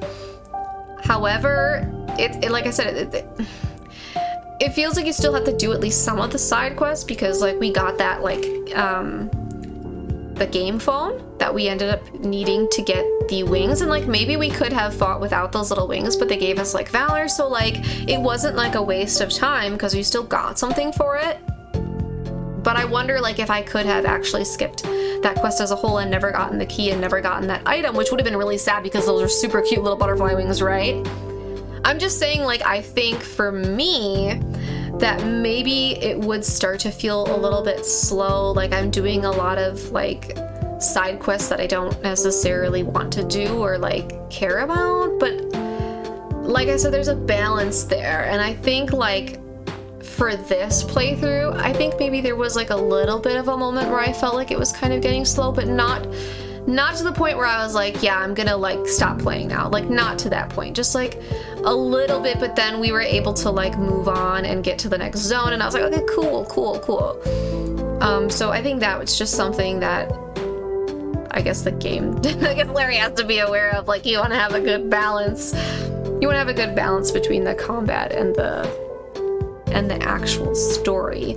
And obviously without mobs, there's going to be less combat, so it's going to be a little bit harder to find that balance. But like I said, sometimes the mobs can really drag on. Like, depending on the game, the mobs are like, can be like the worst part. You just don't want to do it. So I'm kind of like fine without it having mobs, as long as there's like enough boss fights. You get what I mean? Like, as long as there's like enough boss fights to like give you that good balance between like the story and the combat, then I think that's good. But I also think that this game is largely a story game. Like, that's what it's meant to be. So like, if you don't like that kind of game, like if you don't like a game that's like mostly story and like exploration, because that's kind of what this was like story, exploration, interacting with the different characters. If that's something you're not into and you like want more combat, then like maybe you wouldn't like this game. But I don't think that's a bad thing. Like, that's just one of those things where it's like, this is the game that Larry chose to create, and like, it's just not going to be everyone's cup of tea. That's just how it is. But I personally will play this game like whenever it drops. See me in a year, guys. See me in a year. We're gonna be playing Not Only Night. It's gonna be great. It's gonna be a great time. Anyways, Kaji was just talking in the chat about I think 13, Final Fantasy 13. YouTube uploaders will often skip or miss the smaller things you get playing for yourself. So yeah, you're right, because there were some things that I didn't do in this demo. You're totally right. Like, there was some little side quest that it looked like I could have done, but I went to the graveyard and that was it. And I didn't do all of the little side quests. So for people that are like completionists or that like to kind of get in every nook and cranny and like every little piece of lore, definitely like watching someone else play is just not going to be the same, because not every like streamer or YouTuber or whoever is going to actually go and like do all the things that you would do if you would play. But the demo was fun. I mean, if you have like some free time and you like want like a chill kind of game to play, like, this is it. Like, I really like the kind of, like, as much as I was saying like, you know, there has to be a good balance, I do like how chill it was, because it, for me, like, I'm tired as hell. Like, I don't want to log into a game and be like stressed out and having to like, it's like raiding, okay? I'm gonna say that. I'm gonna say it. It's like savage raiding. Savage raiding can be a great time, but it also can be kind of like, it's like kind of like stressful gaming, or like Elden Ring is like stressful gaming. Like, there are some games that just are not relaxing and they're not very chill, and you just don't, like, you're tired, you just don't want to play those. This game, this is like the perfect relaxed chill game. It's so cute, and like I said, you just get to go around and like learn about the cute little characters. Like, I love that about it. Like, this is the type of game that I feel like I could play for like hours, because even when I'm tired, because it doesn't feel draining, you know, it doesn't feel like I have to be especially, I mean, you do have to be somewhat focused, like, because they're gonna tell you like, oh, so and so wants the game phone, like all that stuff, but you don't have to be like, I don't even know how to describe it. I don't even know how to describe like the mindset I'm talking about. I just call it stressful, like, because I have my chill games and I have like my more serious or stressful games. I have that with shows too. I have like television shows where it's like you have the stressful show, and the stressful ones tend to be more realistic and gritty. And then like the intense, that's a good word, Kaju. And then the like feel good shows, the relaxing shows are more feel good and like happy, and they're like, or like kids shows or like romance dramas, K-dramas, because they're usually like kind of chill like that, because there's just not a lot to worry about. There's not a lot to worry about, and the worst thing that happens in like your K-drama is that like the person's parent is rich and is like, she's too poor for you, and like nobody really cares. Like, they're gonna be together and you know it. So you can just chill because you know everything's gonna be okay. And I feel like this game is kind of like that. I mean, I don't know that everything's gonna be okay in this game, but it feels okay. It feels nice and chill. You can just hang out with the little characters, do some like errands for them, and then randomly fight your best friend. So rest in peace, Ursa. When I saw the picture of you being kind of really hot, it made it even worse. We had to kill a Bishonen, guys. Not great. Not great. I hate you, Todd. I want to see some art of Todd as like a human, and he's like way fucking hot. He's even hotter than Ursa, and you're like, you know what? I changed my mind. I love you, Todd. You're the best. Todd is Henry Cavill. Wait, stop. I didn't say that. Nobody. I can't talk about that publicly. Okay. Anyway, I need to go to bed. I'm not gonna go to bed, but like I need to get off the internet. Like I need to like, well, actually you're right. I'm not Owen or whatever his name was. I'm not gonna get off the internet. I'm not gonna go to bed either, but I need to get off stream because if I don't, then I'm gonna ruin my whole schedule. It's gonna be bad. Like I need to, it's not bedtime. It's like Webtoons time. That's what time it is. It's Webtoon o'clock, guys. So we played Not Only 9. We gave it a 10 out of 10 rating. I'm not taking that back.